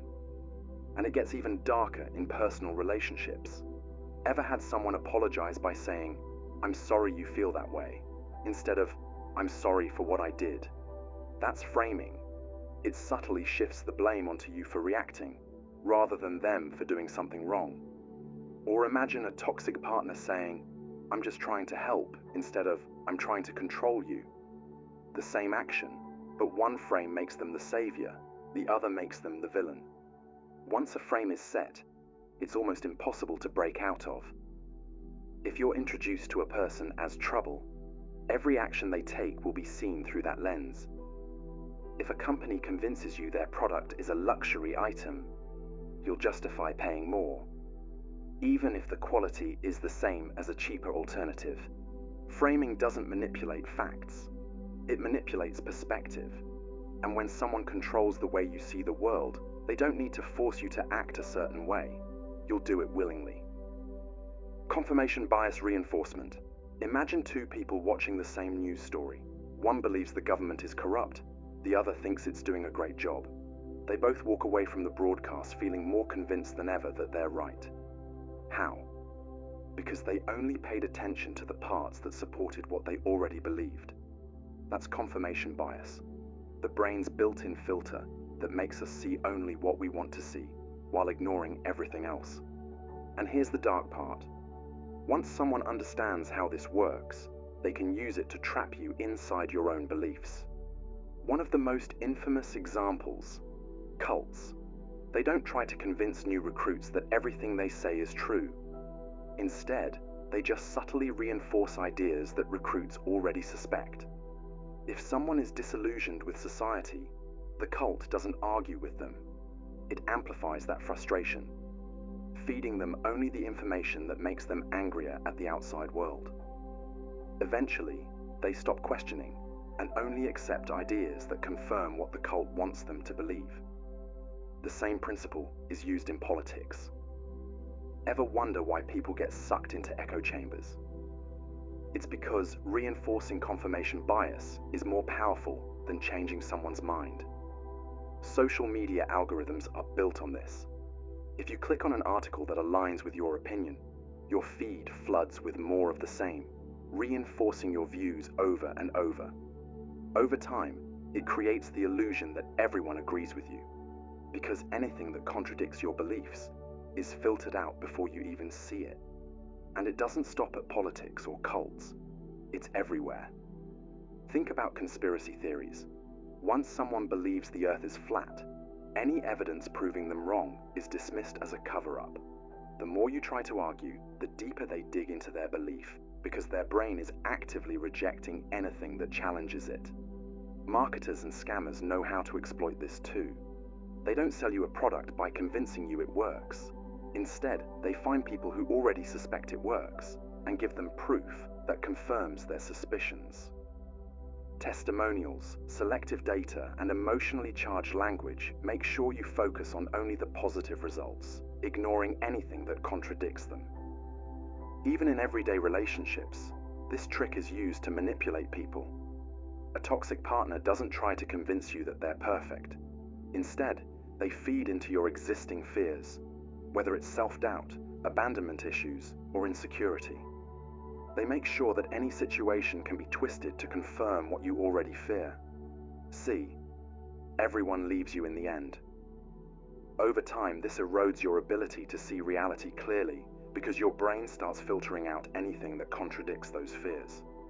Confirmation bias doesn't just make us ignore the truth, it makes us actively fight against it. Once you're caught in its grip, even undeniable facts feel like an attack. People don't just hold on to false beliefs, they defend them, because admitting they're wrong feels like a personal threat. That's why the most effective manipulators don't try to argue with you. They don't present new evidence or force you to believe something different. They simply control the flow of information, making sure that everything you see and hear confirms what they want you to believe. And once that happens, they don't need to change your mind. You'll do that yourself. The Baader-Meinhof Phenomenon. You ever notice that the moment you learn about something, it suddenly starts appearing everywhere? You hear a weird phrase for the first time, and now it's in every conversation. You see a rare car on the street, and now it's parked on every corner. It's not magic. It's not a conspiracy. It's a psychological trick your own brain plays on you, and it can be weaponized against you. This is called the Baader-Meinhof Phenomenon, also known as frequency illusion. Once your brain latches onto a concept, it starts filtering the world differently. The information was always there, but your mind is now tuned to recognize it, and that makes it feel like reality itself is changing. Here's where it gets dark. This psychological quirk can be exploited to manipulate what you believe, how you think, and even how you behave, without you realizing it. Let's say someone wants to control a narrative. They introduce an idea subtly. Maybe you see a tweet, overhear a conversation, or watch a video casually mentioning it. At first, it means nothing, but then you start noticing it everywhere. It's in news headlines, social media feeds, casual discussions, and suddenly, it feels like a universal truth. But it's not. It's just your brain being hacked. Marketers use this to sell products. A brand makes sure you randomly encounter their name multiple times a day, making it feel more popular than it actually is. Politicians use it to push ideologies. One repeated phrase, one carefully planted idea, and suddenly it feels like the whole world believes it. Cult leaders, they plant a concept in your mind, reinforce it subtly, and soon it's impossible to ignore. The Baader-Meinhof phenomenon makes it alarmingly easy to distort reality. And the worst part? It doesn't even feel like manipulation. It feels natural. Your brain convinces you that you discovered this pattern on your own, that the world is confirming it for you. That's what makes it so dangerous. So the next time something suddenly seems to be everywhere, pause. Ask yourself, is this really happening? Or is someone, somewhere, making sure I see it? Exploiting mirror neurons. You yawn when someone else yawns. You laugh when a room erupts in laughter. Your brain isn't just observing, it's mirroring. And while this instinct fuels human connection, it can also be turned against you in ways you'd never suspect. At the core of this manipulation are mirror neurons, specialized brain cells that fire not just when you act, but when you see someone else acting. These neurons are why you flinch when someone gets hurt, or instinctively smile when someone smiles at you. They're the foundation of empathy, bonding, and social influence. But like any powerful tool, they can be weaponized. One of the most infamous examples, the rise of Adolf Hitler. Hitler didn't just give speeches, he mirrored the emotions of his audience. He reflected their fears, frustrations, and hopes back at them. His speeches weren't just words, they were emotional feedback loops amplified by the crowd's response. He didn't persuade with logic, he made people feel. And once emotion takes over, critical thinking shuts down. But mirroring doesn't need a massive crowd to work. Salespeople, politicians, Cult leaders and con artists use it constantly. A manipulator will subtly copy your posture, tone, and gestures to make you feel at ease. Your brain registers the similarity and assumes, this person is like me. I can trust them. It's why a skilled con artist can make you spill your secrets within minutes of meeting them. They're not just listening, they're reflecting you back to yourself. And this trick goes deeper. Mirroring can manufacture attraction and loyalty. Studies show that when someone subtly mimics your body language, you're more likely to like them, trust them, and agree with them, even if you just met. This is how toxic relationships begin. An abuser may start by mirroring their victim's personality, interests, and values, creating an illusion of perfect compatibility. But once that bond is established, the manipulation shifts. The abuser no longer mirrors, but controls, knowing their victim is too emotionally invested to leave. And this trick isn't just used by individuals. It's built into the systems we interact with every day. Social media algorithms act as digital mirror neurons. Ever notice how platforms feed you content that aligns with your existing beliefs? That's not an accident. The algorithm reflects back what you already think and feel, strengthening your biases and filtering out anything that challenges them. Over time, this creates echo chambers, polarization, and an inability to see other perspectives. So how do you protect yourself? First, recognize when you're being mirrored. If someone copies your mannerisms too closely or reflects your emotions too perfectly, pause and question their intentions. Second, disrupt the pattern. Change your posture, shift topics, or introduce an unexpected idea. A genuine person will flow naturally with the conversation. A manipulator will struggle. They rely on predictability to maintain control. Mirror neurons make us human. They help us connect, learn, and empathize. But in the wrong hands, they become a tool for manipulation, turning your own instincts against you. And the most terrifying part? When done well, you won't even realize it's happening. Pacing and leading. You ever meet someone who just gets you? Someone who seems to be on your wavelength, saying the right things, making you feel like they understand you better than most. You trust them, maybe even follow their advice because, well, it feels natural. But what if that was engineered?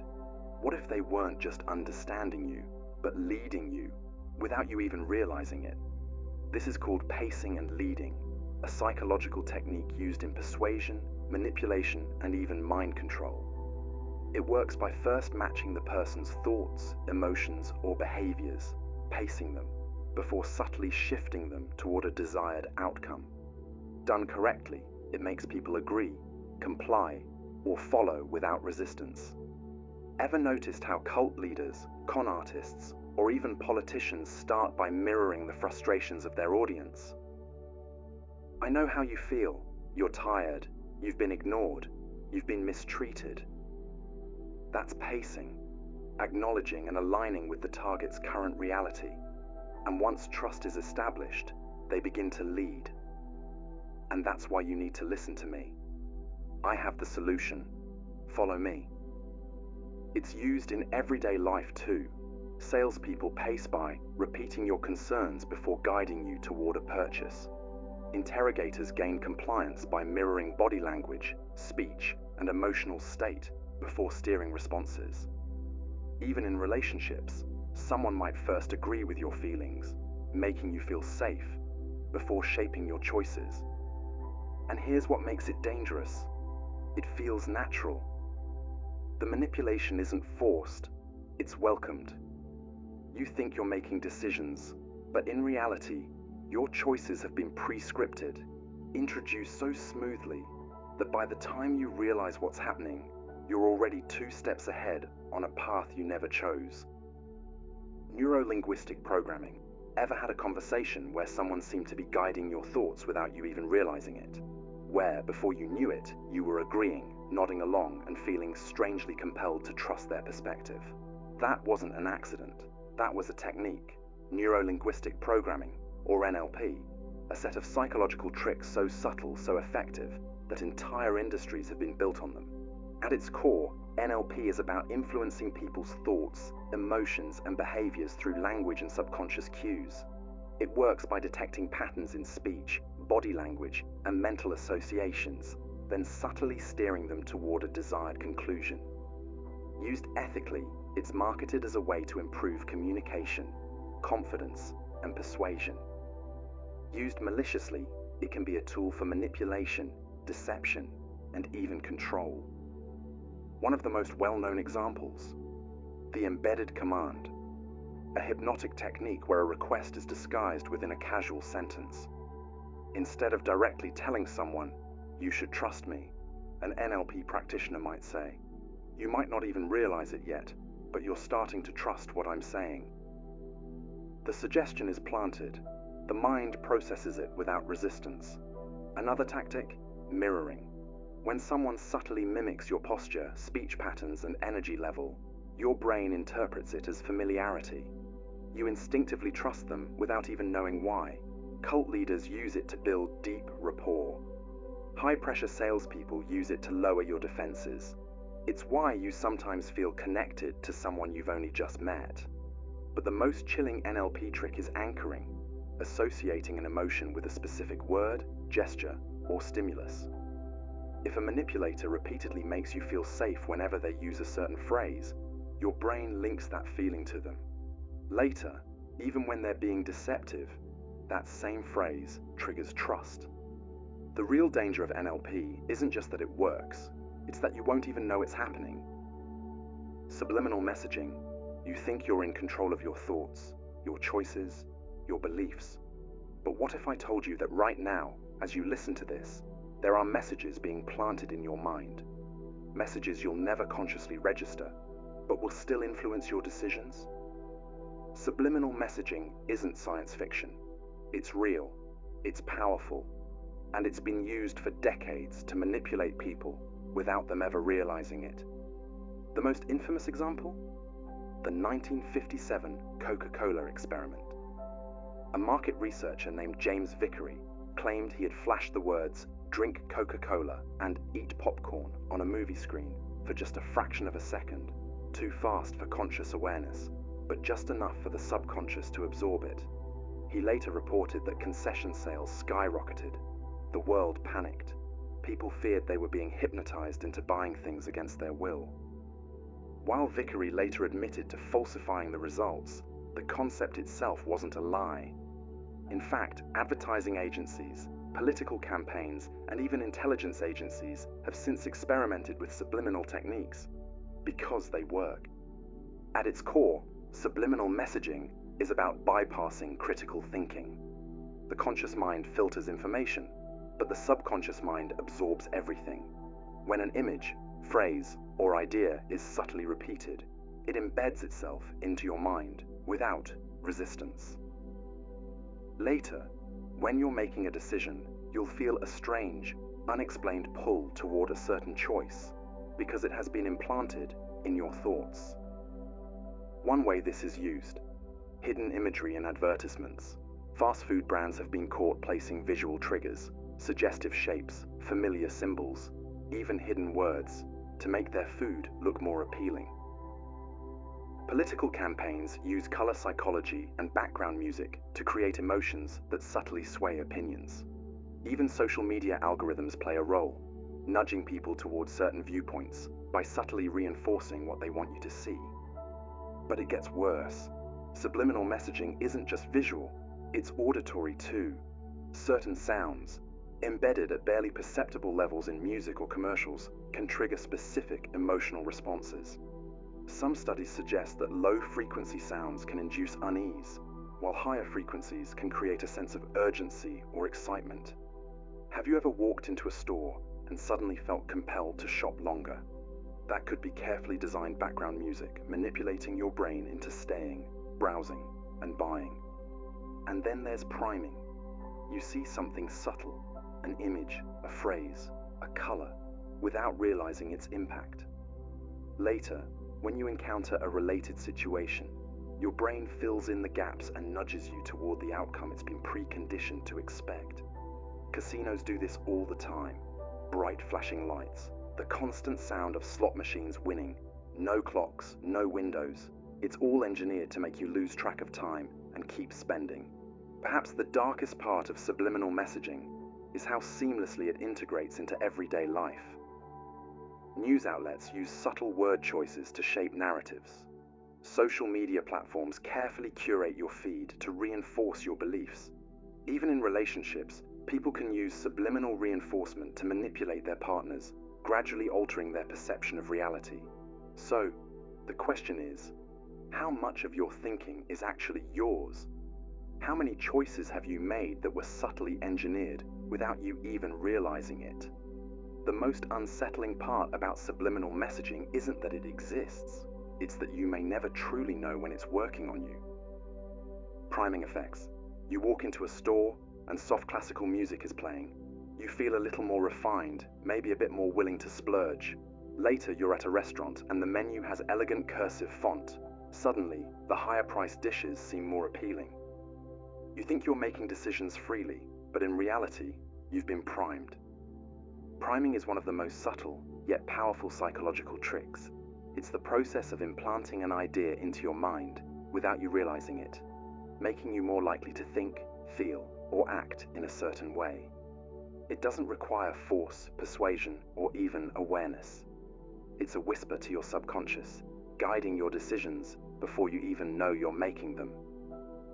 One of the most famous examples of priming in action. The old age experiment. Researchers had participants unscramble sentences containing words like wrinkled, bingo, and Florida. Afterward, they timed how long it took them to walk down a hallway. The result?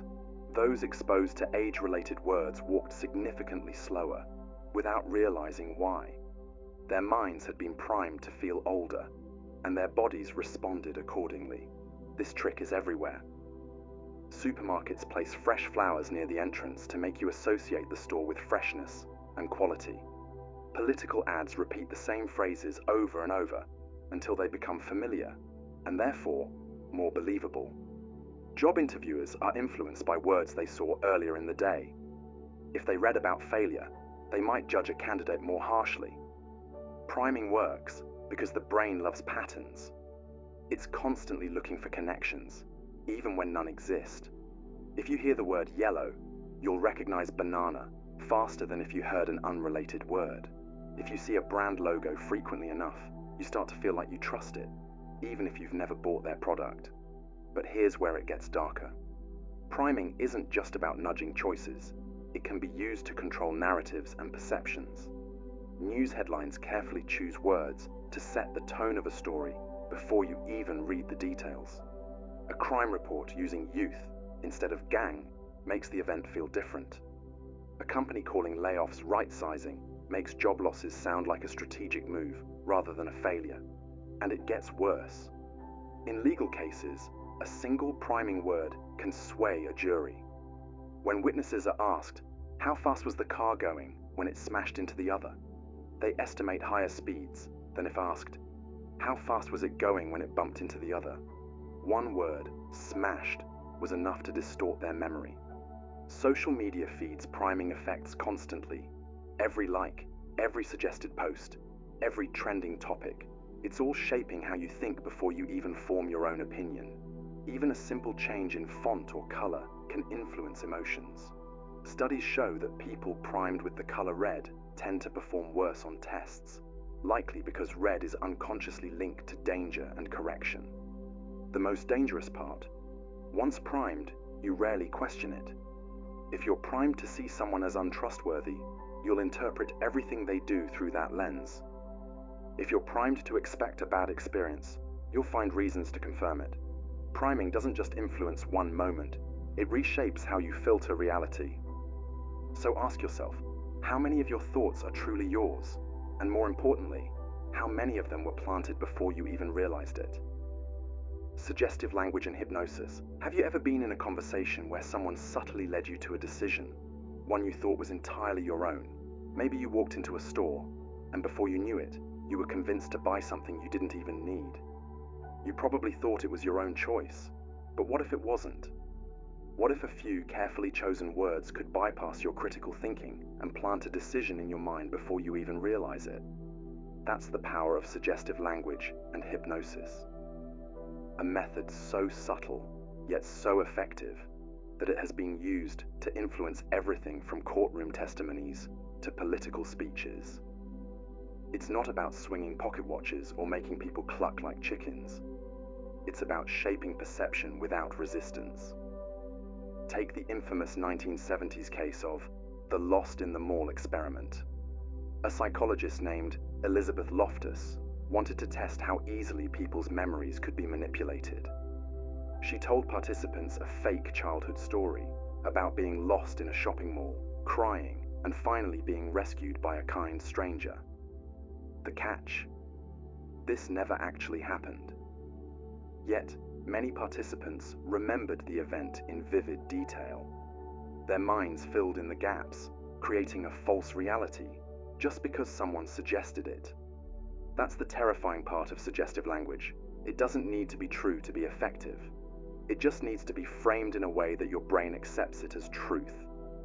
Now, combine this with hypnosis, and you have something even more unsettling. Hypnosis isn't about mind control. It's about lowering psychological defenses. It puts a person in a state of hyper-focus and relaxation, where suggestions slip in without triggering resistance.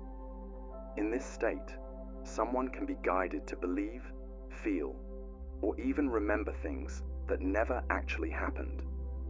It works through embedded commands, phrases hidden within normal conversation. A politician might say, "When you step into that voting booth, you'll feel a strong sense of trust in our leadership." The key phrase, "feel a strong sense of trust." It's not an argument, it's a suggestion, one your brain processes without questioning. Marketing and sales use this constantly. A waiter asking, "Would you like the steak or the seafood special?" is subtly removing your ability to say no. The question assumes you're ordering. It's just a matter of what.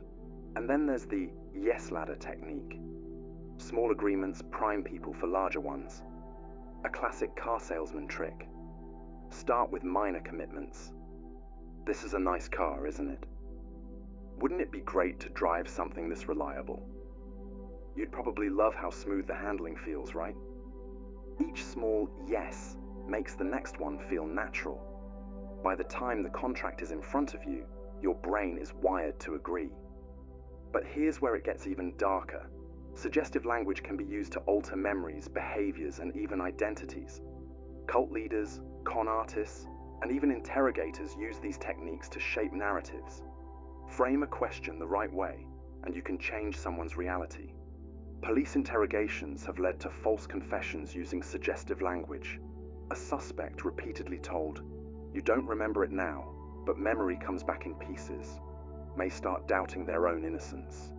Their mind tries to reconcile the contradiction. Eventually, it's easier to just believe they did it. And once a suggestion takes hold, it's nearly impossible to undo. That's the true horror of it. A single phrase, a carefully worded statement, a slight shift in tone, it can rewrite someone's perception of reality forever. So, how many of your beliefs are actually yours? And how many were planted there without you ever realizing it? Creating a sense of urgency. Imagine this. You're scrolling through an online store when you see the perfect item, but then a bold red timer appears beneath it. Only 2 left in stock. Sale ends in 3 minutes. Your heart rate spikes. You don't have time to think. If you hesitate, you might lose it forever. So, you buy it. And just like that, you've been played. This is the power of urgency manipulation, one of the most effective ways to control human behavior. It bypasses rational thinking and forces people to act on impulse. The worst part, you probably won't even realize you've been manipulated. A perfect real-world example. The 1938 War of the Worlds radio broadcast. When Orson Welles performed a fictional alien invasion as a news-style broadcast, thousands of people panicked. Why? Because it felt immediate. They didn't have time to think critically. reports of alien attacks spread before anyone even questioned if it was real. That's what urgency does. It hijacks your brain and forces immediate action. So how does this psychological trick work? It plays on loss aversion, a bias where people fear losing something more than they desire gaining it. The idea that an opportunity is slipping away triggers anxiety, which clouds judgment. Marketers use it constantly. Limited time offer, flash sale, only a few left in stock. These phrases aren't just information, they're psychological weapons. Suddenly, buying isn't a choice, it's a race. And the moment you feel rushed, you've already lost. But it gets even darker. Cults, scammers, and con artists rely on urgency to trap victims before they can think clearly. Pyramid schemes, for example, push recruits into making fast financial commitments. Act now, or you'll miss your chance to be rich. The pressure forces decisions without scrutiny. By the time the person realizes, they're already in too deep. Even politicians and media outlets weaponize urgency. Fear-mongering headlines, emergency press conferences, breaking news alerts, all designed to provoke immediate emotional reactions. When people are afraid, they don't stop to verify facts. That's when misinformation spreads the fastest. Think about how wars start, how stock markets crash, how riots explode overnight. It's almost always a manufactured sense of urgency. When emotions take control, rational thought shuts down. And that's the moment people become the easiest to manipulate. The most disturbing part, urgency feels natural. It feels like you're making the right decision when, in reality, someone else has already made it for you. So the next time you see a countdown timer, an urgent warning, or someone pushing you to act immediately, pause. Because the moment you feel rushed, you might already be under someone else's control. Foot in the door technique. Let's start with a simple question. Would you put a tiny sticker on your window to support a cause you believe in? Seems harmless, right? It's just a sticker. But what if, a few weeks later, the same organization asked you to put up a full-size sign in your front yard? Statistically, you're far more likely to say yes, simply because you said yes to the first, much smaller request. And just like that, you've fallen into one of the most insidious psychological traps. The foot in the door technique. This trick is terrifyingly effective because it doesn't feel like manipulation. It feels like your own decision. One of the most famous real-world examples, the 1974 Patty Hearst case. Patty, the heiress to a newspaper empire, was kidnapped by the Symbionese Liberation Army, a radical militant group. Initially, she was terrified, but her captors didn't force her to pledge loyalty overnight. They started small, forcing her to record a message condemning her family. Then she participated in minor activities. And before long, she was robbing banks alongside her captors, fully believing in their cause. How does this work? The trick exploits consistency bias, our deep psychological need to stay consistent with our past behavior. If we agree to a small request, we subconsciously align ourselves with that choice. When a bigger request follows, our brain justifies compliance by thinking, I already said yes once, so this must be the right thing to do. Advertisers use this constantly. Ever wondered why free trials exist? Once you've used a service for a few weeks, you feel committed. The thought of cancelling, even if you don't really need it, feels like going back on your own decision. It's also a weapon in high-pressure sales. First, they convince you to just take a test drive. Then, just sit down and talk numbers. Before you know it, you're signing papers, trapped by the momentum of your own compliance. And in darker cases, this is how cults and extremist groups recruit. They don't ask for absolute loyalty up front. Instead, they start with something small. Attend a meeting, sign a petition, donate a small amount. The deeper you go, the harder it becomes to say no. Because once you take that first step, you're already walking down the path they chose for you. Think about this the next time someone asks for a small favor. The request itself might not be the real trap. It's what comes after that you should be worried about. Door in the face technique.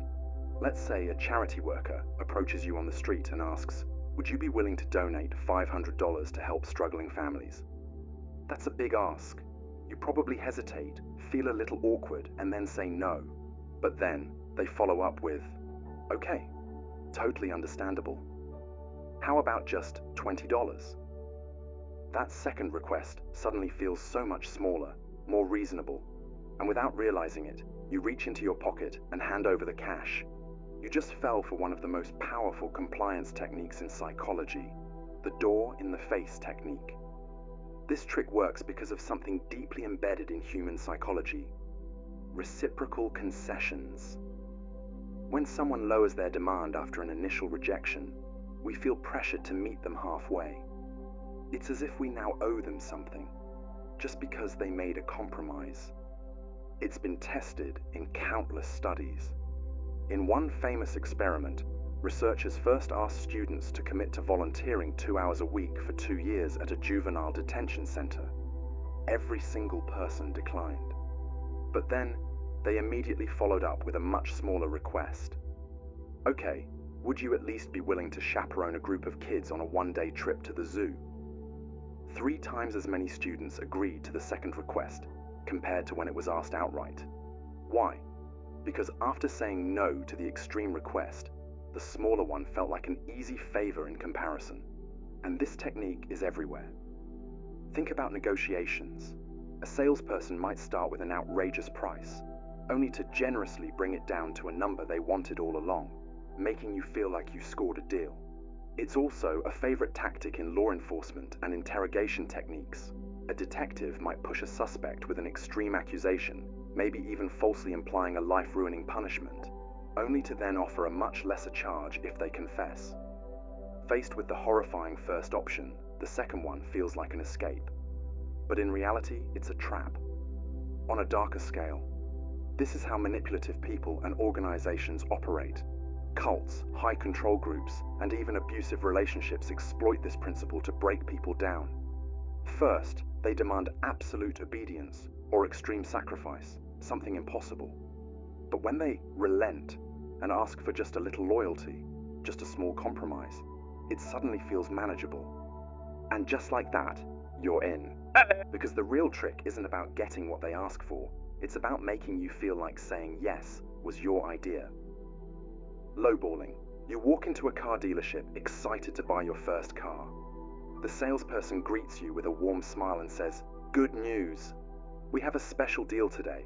This car, fully loaded, for just $20,000. That's within your budget." You shake hands, feel the thrill of the purchase, and start picturing yourself behind the wheel. But just as you're about to sign the paperwork, the salesperson frowns and says, "I just checked with my manager. Unfortunately, I made a mistake. That price doesn't include some mandatory fees. It's actually $23,000. At this point, you're already mentally committed to the car. You've imagined owning it, maybe even bragged to friends about the deal you got. So instead of walking away, you agree to the new price. You just got lowballed. This psychological trick is devastatingly effective. It works by getting you to commit to something before the full cost is revealed. Once you've made a decision, even based on misleading information, you become emotionally and mentally invested. Backing out now feels like a loss, even though the terms have changed. One of the most famous studies on lowballing involved college students. Psychologists asked them to participate in a study. Most agreed. But after they committed, they were informed the study required them to show up at 7 a.m. Even though that's an inconvenient time, most stuck with their original decision instead of backing out. This tactic isn't just for sales. It's used in jobs, negotiations, and even relationships. A recruiter might promise a dream job with a high salary, only for the offer to suddenly include longer hours, lower pay, or extra responsibilities. In more manipulative scenarios, lowballing is used to control people. A cult or extremist group might invite someone in with seemingly harmless requests. Attend a seminar, listen to a speech, meet some people. But after committing, they're slowly asked for more and more. By the time they realize how deep they're in, They've already accepted so many conditions that turning back feels impossible. Because the real danger of lowballing, it's not just about losing money, it's about losing control. Bandwagon effect manipulation. It starts with a simple thought. Everyone else is doing it, so it must be right. That's the bandwagon effect in action. The psychological trick that exploits your deepest, most primitive fear, the fear of being left out. It's what makes people follow trends, believe in misinformation, and conform to ideas they've never even questioned. Think about the Salem witch trials. In the late 1600s, a few accusations of witchcraft spiraled into mass hysteria, leading to dozens of executions. Why? Because people saw their neighbors turning on each other, and instead of questioning the madness, they joined in. When the crowd moves in one direction, standing against it feels impossible. At its core, the bandwagon effect is simple. When enough people adopt a belief or behavior, others follow. Not because they logically agree, but because they fear being left behind. It's why financial bubbles form. Think of the 2008 housing crisis. People kept investing in real estate, watching prices climb higher and higher. Everyone else was doing it, so it must have been safe, right? Until the bubble popped and the economy collapsed. It's why propaganda works. When a government wants to push an idea, they don't need to convince everyone. They just need enough people to believe it. Once the illusion of consensus is created, the rest follow. And here's where it gets dark. The bandwagon effect is actively weaponized. Advertisers use it to manipulate consumer behavior, making people feel that if they don't buy a product, they're missing out. Social media algorithms exploit it, amplifying content that already has engagement. Because if thousands of people like a post, others are more likely to believe it, even if it's false. Politicians manufacture public approval by staging rallies with paid crowds, creating the illusion of widespread support. It bypasses critical thinking. People stop questioning whether something is right, logical, or even true. They just go along with it. The more people follow, the stronger the effect becomes, snowballing into mass conformity. And once you're on the bandwagon, you don't even realize it. You become convinced it was your choice all along. Creating a sense of scarcity. Ever noticed how the moment something seems limited, exclusive, or hard to get, you suddenly want it more? It doesn't matter whether it's a luxury car, a rare sneaker drop, or even someone's attention. Scarcity makes things irresistible. And here's the disturbing part. It's one of the most exploited psychological tricks in existence. Think about Black Friday. Every year, people trample over each other for discounted TVs and microwaves, not because they desperately need them, but because they've been told supplies are running out. Stores manufacture scarcity, creating the illusion of high demand. It doesn't matter if the same product is available next week. In that moment, people act impulsively, driven by fear of missing out. This trick hijacks your brain at the deepest level. When something is scarce, your survival instincts kick in. Thousands of years ago, scarcity meant life or death. If food, water, or shelter was limited, you fought for it. That instinct still lingers today, making you irrationally chase anything that seems rare, even if you don't need it. It's why luxury brands limit production. The fewer handbags, the more people crave them. It's why social media influencers post exclusive content behind paywalls. The illusion of scarcity makes it seem more valuable. And it's why dating apps make people obsessed over someone who isn't available. The less you can have them, the more you want them. But this psychological trick isn't just about selling products. It's been used to manipulate entire societies. Totalitarian regimes restrict information, making people desperate for what they can't access. Cult leaders use it to control followers, convincing them that only they have the truth, and the outside world offers nothing. And the most unsettling part? Scarcity makes people blind to logic. When you believe something is slipping away, you stop asking if you even want it in the first place. Exploiting the need for closure. Some questions never stop echoing in the back of your mind. Why did they leave? What really happened? What was the truth? That gnawing uncertainty, that feeling of unfinished business, it's not just a minor frustration. It's a powerful psychological force known as the need for closure. And when someone understands just how much you crave a definitive answer, they can use that against you in ways you'd never expect. The need for closure is a fundamental part of human cognition. Our brains hate loose ends. When something is unresolved, our minds work overtime trying to make sense of it. We fill in the gaps, we create explanations, we latch onto anything that gives us a sense of finality. And this is exactly where manipulation begins. Take relationships, for example. Have you ever heard of someone staying obsessed with an ex, not because they want them back, but because they never got a real explanation for why things ended? That's the power of an open psychological loop. When a breakup happens abruptly, without clear reasoning, it leaves a hole in the person's mind. They replay every interaction, searching for clues, obsessing over possible answers. And if the person who left them hanging ever returns, even with a weak or dishonest excuse, their brain grabs onto it just to satisfy that desperate need for closure. Manipulators know this. They disappear suddenly, only to return later with vague explanations, knowing their victims will be too relieved to question the lies. But this tactic isn't just used in personal relationships. It's weaponized on a much larger scale. Look at cults.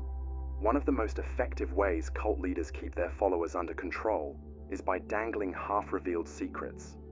They tell their followers that they're on the verge of learning something life-changing, but they just need to prove themselves first. That proof? It's endless. More loyalty, more obedience, more sacrifice. But the truth is, there is no great secret. Just a psychological trick to keep people trapped in an endless cycle of searching.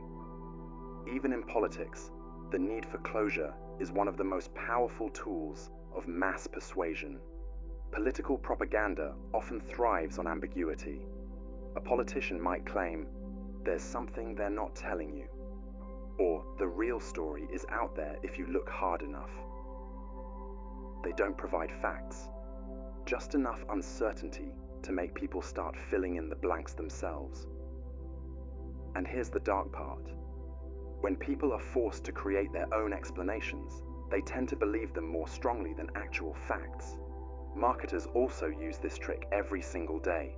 Cliffhangers, vague advertisements, mysterious teasers, all designed to keep you hooked. Ever noticed how TV shows end with unresolved plot lines? Or how a brand hints at an exciting product reveal but gives no details? They do this because they know your mind won't let it go. You'll keep thinking about it, looking for clues, searching for answers, until you give in and buy whatever they're selling. But here's where it gets really unsettling. Our need for closure makes us accept any answer, even if it's false. Studies show that when people are desperate for resolution, they become far more susceptible to misinformation, conspiracy theories, and outright lies. It's easier to believe a convenient lie than to live with lingering uncertainty. This is why cult members cling to false teachings, why people fall for scams, and why entire populations can be led to believe completely fabricated narratives. And the worst part? The more we seek closure, the easier we are to manipulate. The more we demand answers, the more control we give to those willing to provide them.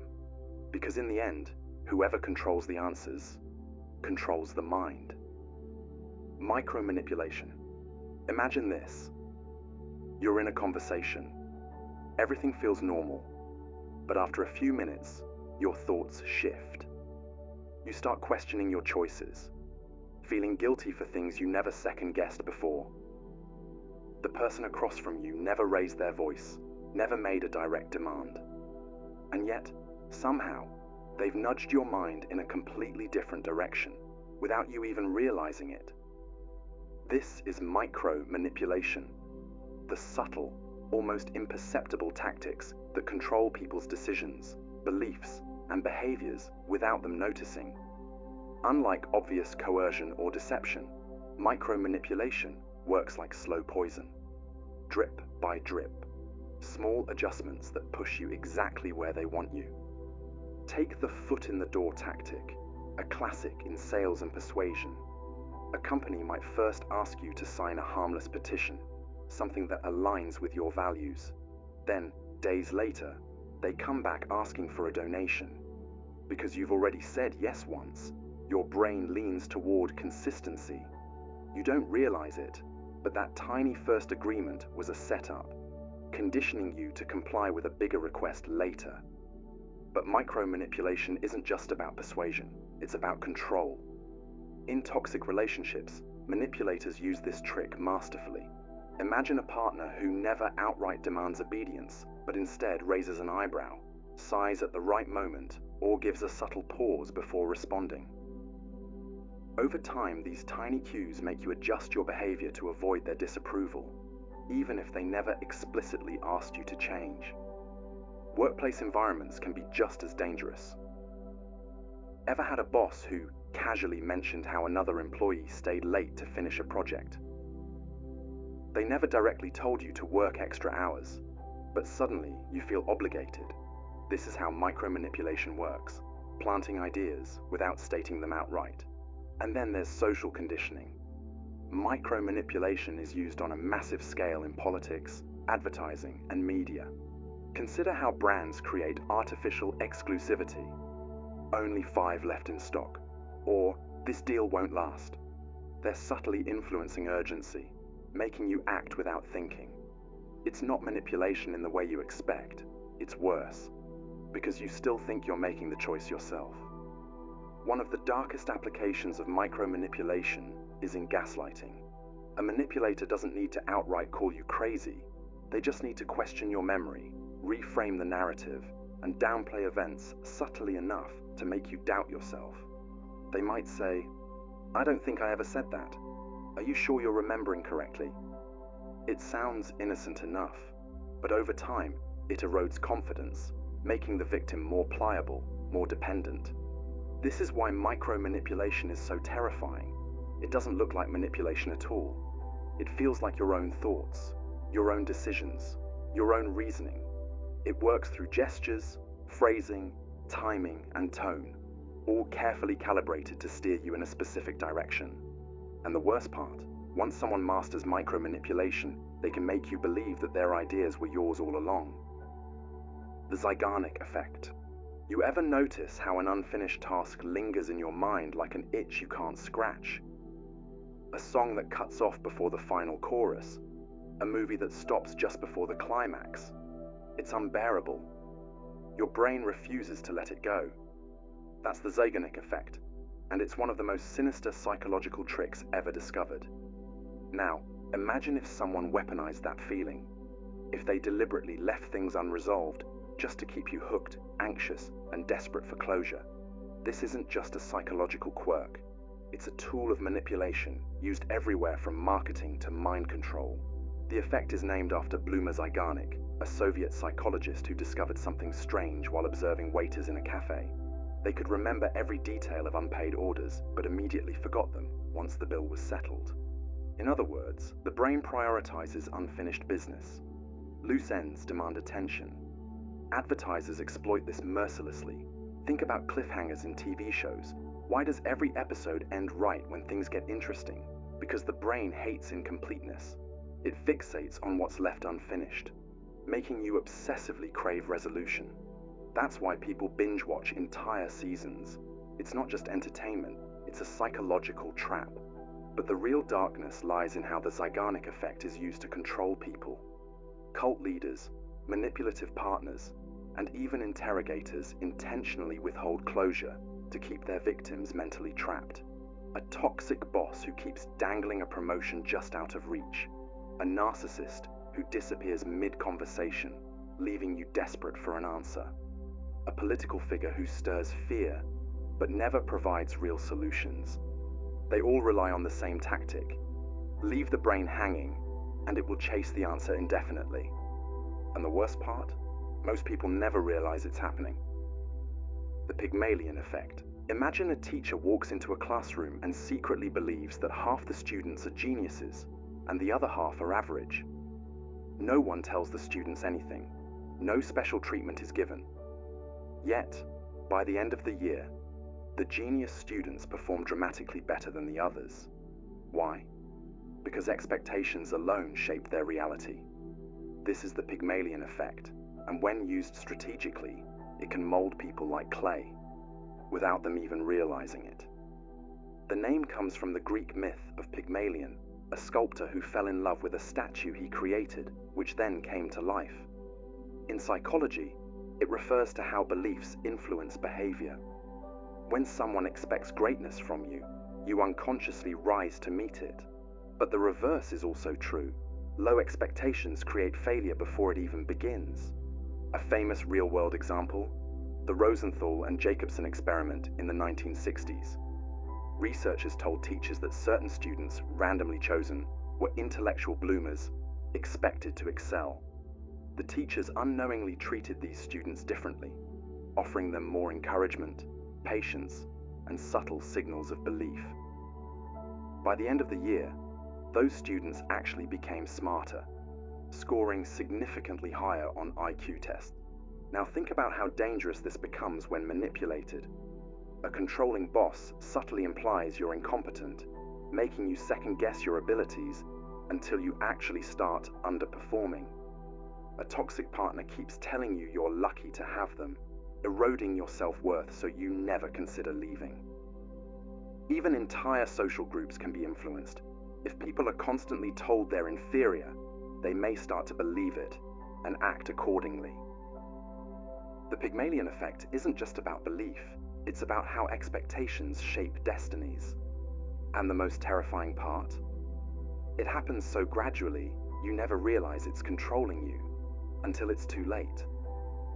Reframing failure. Reframing failure is one of the most subtle yet devastating psychological tricks.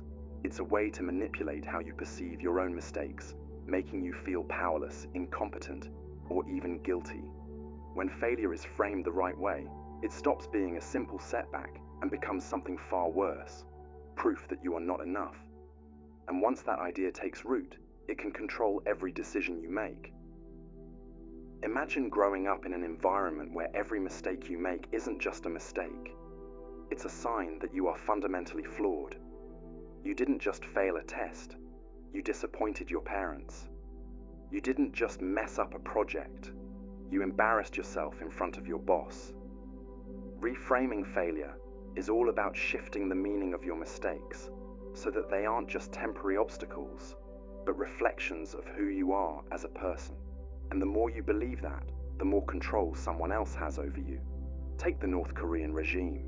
In that society, failure isn't just about personal shortcomings, it's framed as betrayal. If you fail to meet work quotas, you're not just an unproductive worker, you're failing the state, your family, and your leader. You're an enemy of progress. That kind of reframing forces people into submission, because now their failures don't just belong to them, they have consequences for everyone around them. But this kind of manipulation isn't limited to extreme regimes. It happens in workplaces, relationships, and even everyday conversations. Have you ever worked for a boss who made you feel like every small mistake meant you weren't cut out for the job? That's not just criticism, it's reframing. Instead of failure being a step toward learning, it becomes a sign that you are inadequate. The more this is reinforced, the more people become afraid to take risks, speak up, or even leave toxic work environments. They aren't just scared of failing, they are scared that failure means they aren't good enough to succeed in the first place. It happens in relationships too. A manipulative partner can reframe failure in a way that makes you feel dependent on them. They might say things like, "See, you always do this," or "Maybe you're just not capable of being in a relationship." Suddenly, you don't just feel like you made a mistake, you start to believe that you are the mistake. Over time, this erodes confidence, making you feel like you're lucky to even be tolerated, let alone loved. And once that idea settles in, it's easy for someone to control you. One of the darkest aspects of this trick is how it makes people internalize the belief that they deserve their situation. If you can convince someone that failure is a reflection of their worth, they won't even try to change their circumstances. They'll stay in bad jobs, in abusive relationships, in toxic friendships, not because they want to, but because they've been made to believe that any attempt to leave will only end in more failure. And since failure is tied to their identity, they avoid it at all costs. The scariest part is that people don't even realize it's happening. They blame themselves instead of questioning the person or system that is feeding them this belief. They work harder, stay quieter, shrink themselves down just to avoid that crushing sense of failure. But here's the truth. Failure is not personal, it is not permanent, and most importantly, it is not defined by someone else. If someone else controls what failure means to you, they might just control you too. The halo effect. First impressions are powerful, but what if I told you they don't just shape how we feel about someone? They distort everything we see. That's the halo effect, a psychological trick so subtle yet so manipulative that it can make someone appear smarter, kinder, or even more trustworthy than they actually are, simply because of one positive trait. And once that halo is in place, it's nearly impossible to break free from its influence.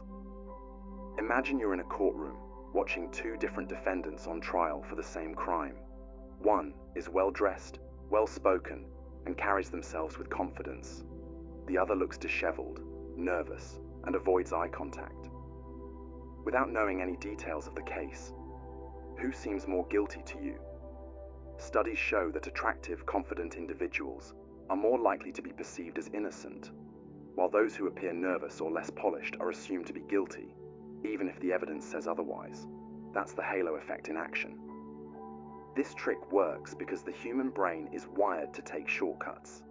Instead of evaluating every aspect of a person, we latch onto one striking trait, like attractiveness, charm, or intelligence, and use it to assume everything else about them. If someone is physically attractive, we subconsciously believe they must also be kind, competent, and trustworthy. If someone speaks with confidence, we assume they must be knowledgeable. And if someone is in a position of power, we naturally believe they deserve to be there. It's why politicians can win elections based on charisma rather than policy. It's why serial manipulators get away with their lies. And it's why leaders who appear strong and authoritative are often blindly followed, even when their actions are questionable. The halo effect isn't just about perception, it actively shapes reality. Think about media coverage. Celebrities who are admired for their talent often get the benefit of the doubt when scandals emerge, while someone already viewed negatively is instantly condemned. It's not logic, it's the halo effect distorting judgment. Marketers exploit this trick to perfection. Ever wondered why luxury brands hire attractive, well-dressed models to promote their products? It's not just about selling clothes or watches. They know that if you associate their brand with beauty and status, you'll subconsciously assume the product itself is superior. You're not buying just a car, a perfume, or a suit. You're buying the illusion of prestige that surrounds it. But the darker side of the halo effect is its ability to shield dangerous individuals from scrutiny. Charismatic leaders can hide corruption behind their charm. Manipulative partners can make people ignore red flags simply because they seem caring at first. Even history's worst figures often had an aura of leadership that blinded people to their true nature, until it was too late. The halo effect is one of the most insidious psychological tricks because it doesn't just fool people, it makes them confident in their false judgments. And once someone believes in an illusion, they'll defend it. Even when evidence contradicts their perception, they'll rationalize it away. He's a good guy. He wouldn't do that. She's so charming. She must be telling the truth. Breaking free from the halo effect means questioning first impressions. It means looking past charm, status, and appearances, and asking, what am I not seeing? Because sometimes, the people who seem the brightest are simply casting the longest shadows. Time constraints. Imagine you're in a high-end watch store, admiring an expensive timepiece. The salesperson leans in and whispers, "This is the last one in stock, and I can only hold this price for the next 5 minutes." Your heart races, the pressure builds. You weren't planning to buy anything today, but suddenly, waiting feels like losing. This is time constraint as a pressure tactic, and it's one of the most effective ways to make people act against their better judgment.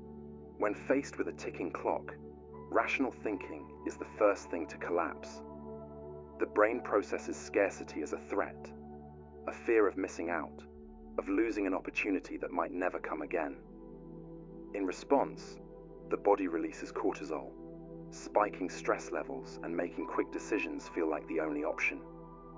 Marketers, con artists, and even cult leaders know this well. By artificially limiting time, they create a sense of urgency so intense that people feel forced to act before thinking. This trick works because of something called decision fatigue. When a person feels rushed, they don't have the luxury of weighing pros and cons. Instead, they rely on instinct. They default to the easiest, safest feeling choice, which is usually what the manipulator wanted all along. That's why limited time offers work so well in sales. It's why car dealerships claim a deal will expire by the end of the day, even though the same exclusive offer is still there the next week. But this tactic goes beyond sales. It's been used to control people on a massive scale. In high-pressure negotiations, leaders will impose last-minute deadlines, forcing their opponents to make rushed agreements. Cults and extremist groups use time constraints to trap recruits. Decide today, or this opportunity disappears forever. Even military interrogators have exploited time pressure, bombarding detainees with rapid questions, forcing them to respond before they can think critically. One of the most disturbing applications of this tactic is in scam culture. Ever heard of a high-stakes email scam? You receive a message claiming to be from a bank or government agency, warning you that your account is compromised. You have 10 minutes to respond, or your funds will be frozen. Rationally, you'd verify the claim. But the clock is ticking. The fear takes over. And before you know it, you've handed over sensitive information. But here's the darkest part. The illusion of urgency creates compliance. People who normally resist manipulation become highly suggestible under pressure.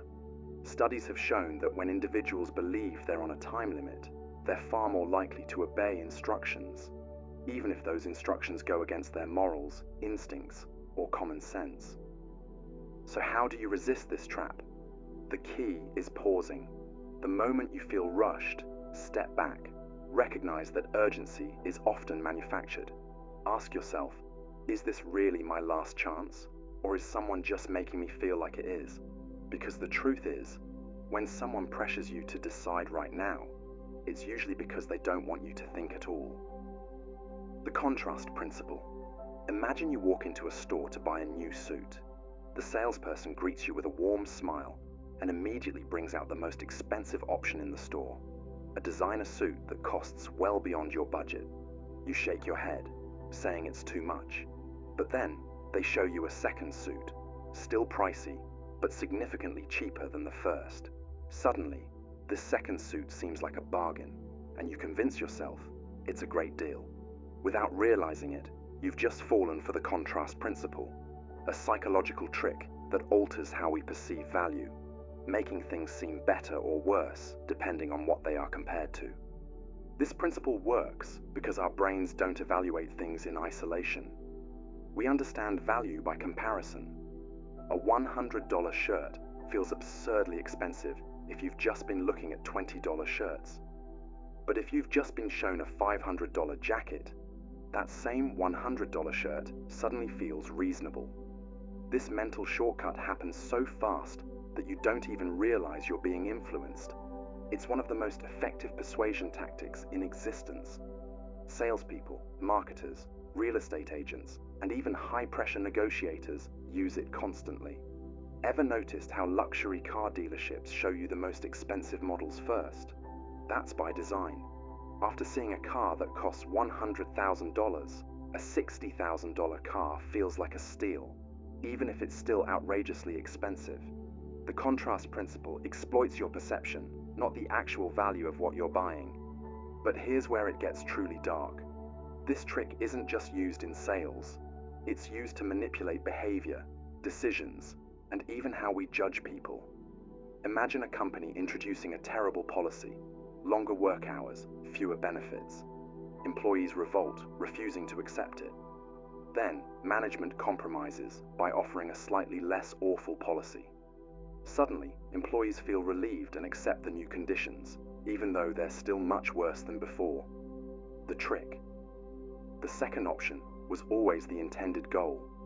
The first one was just there to make it look better by comparison. This same technique is used in politics and media. Have you ever noticed how a particularly controversial law or policy is first introduced in its most extreme form? Outrage follows. People demand change. Then a less extreme version is proposed, and people breathe a sigh of relief.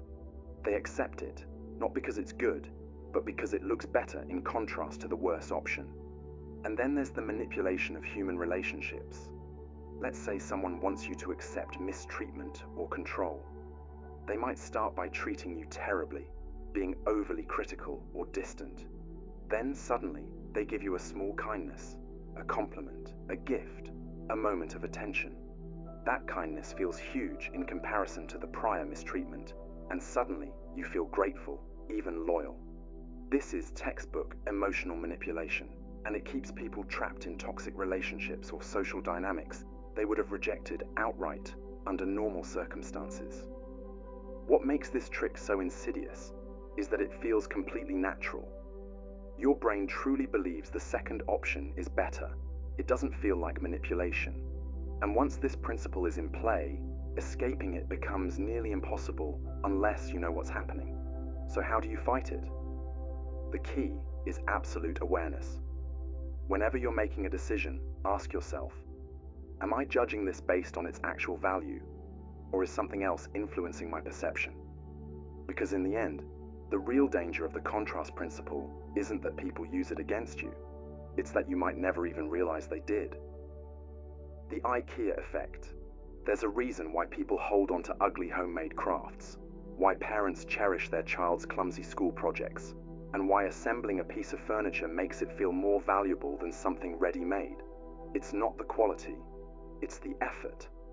This is the Ikea Effect, a psychological trick that makes people overvalue things they've put effort into, even if the final product isn't particularly good.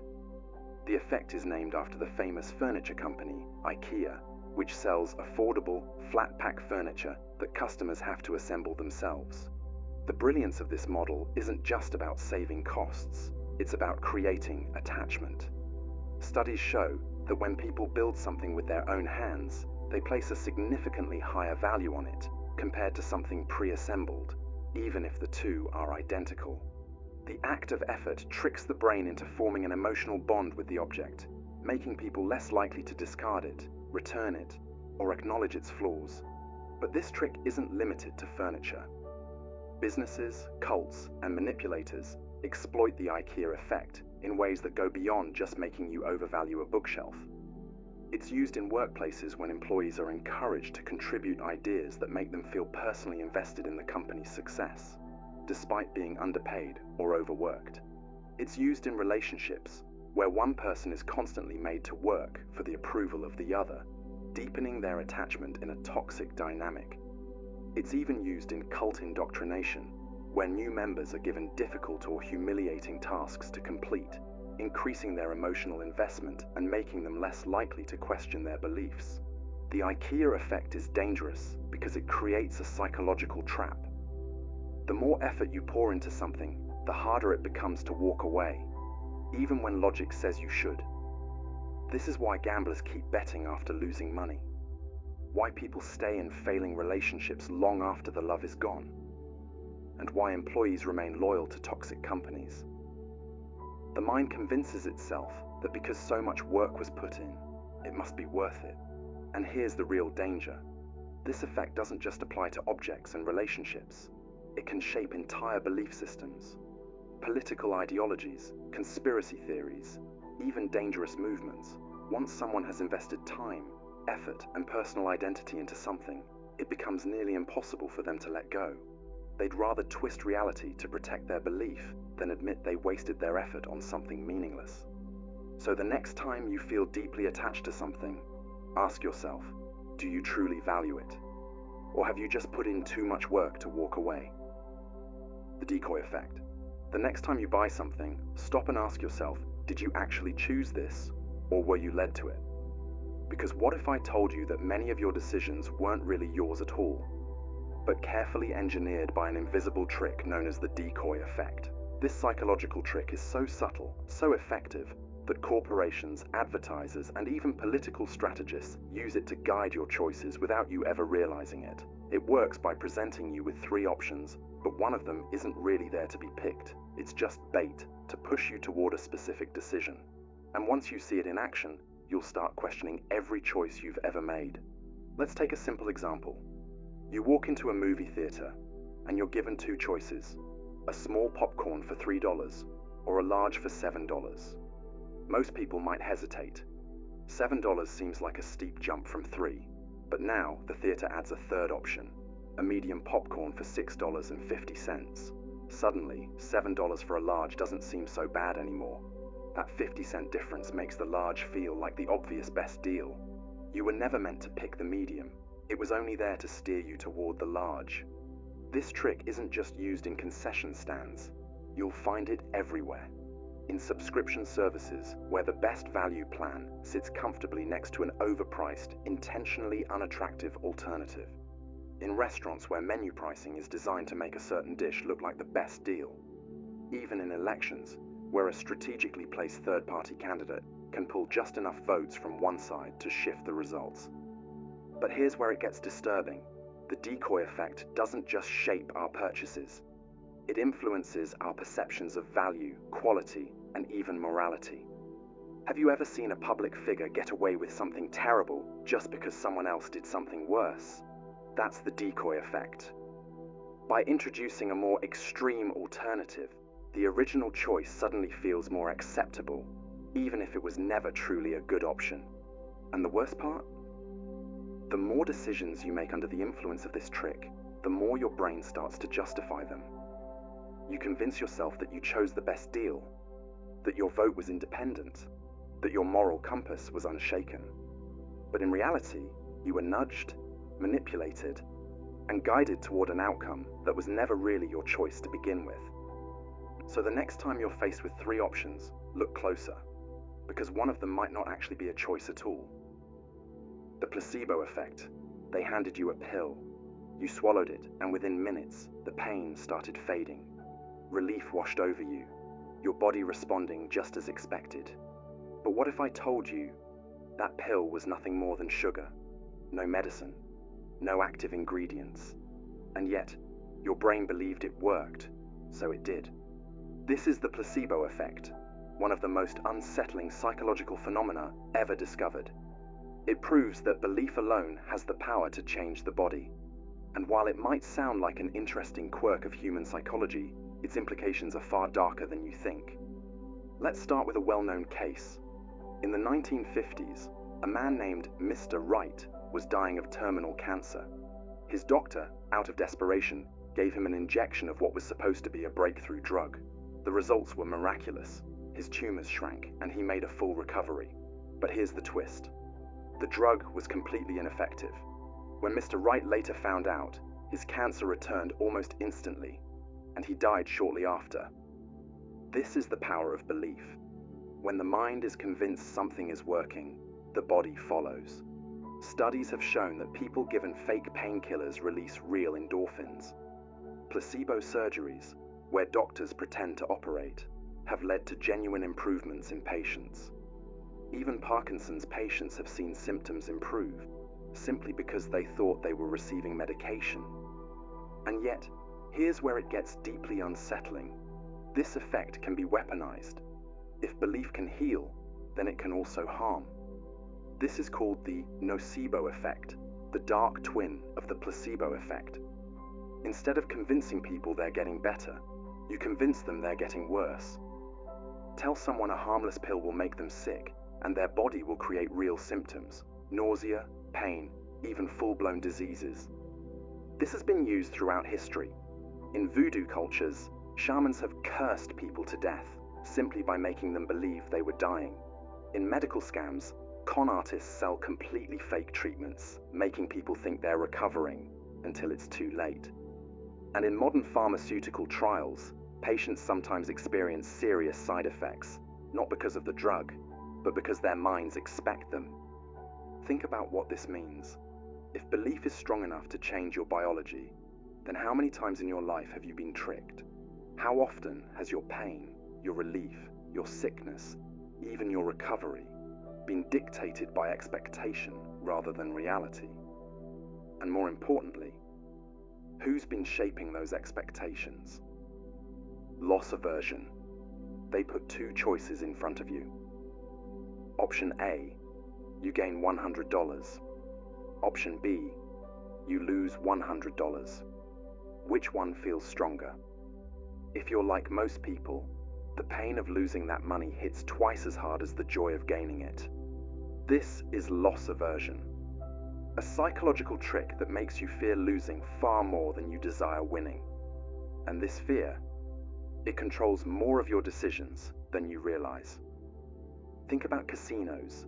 They know this effect inside out.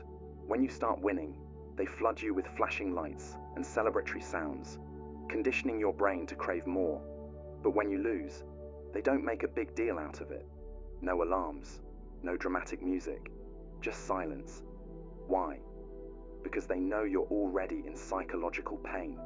And here's the kicker. People who lose money don't just walk away. They chase their losses.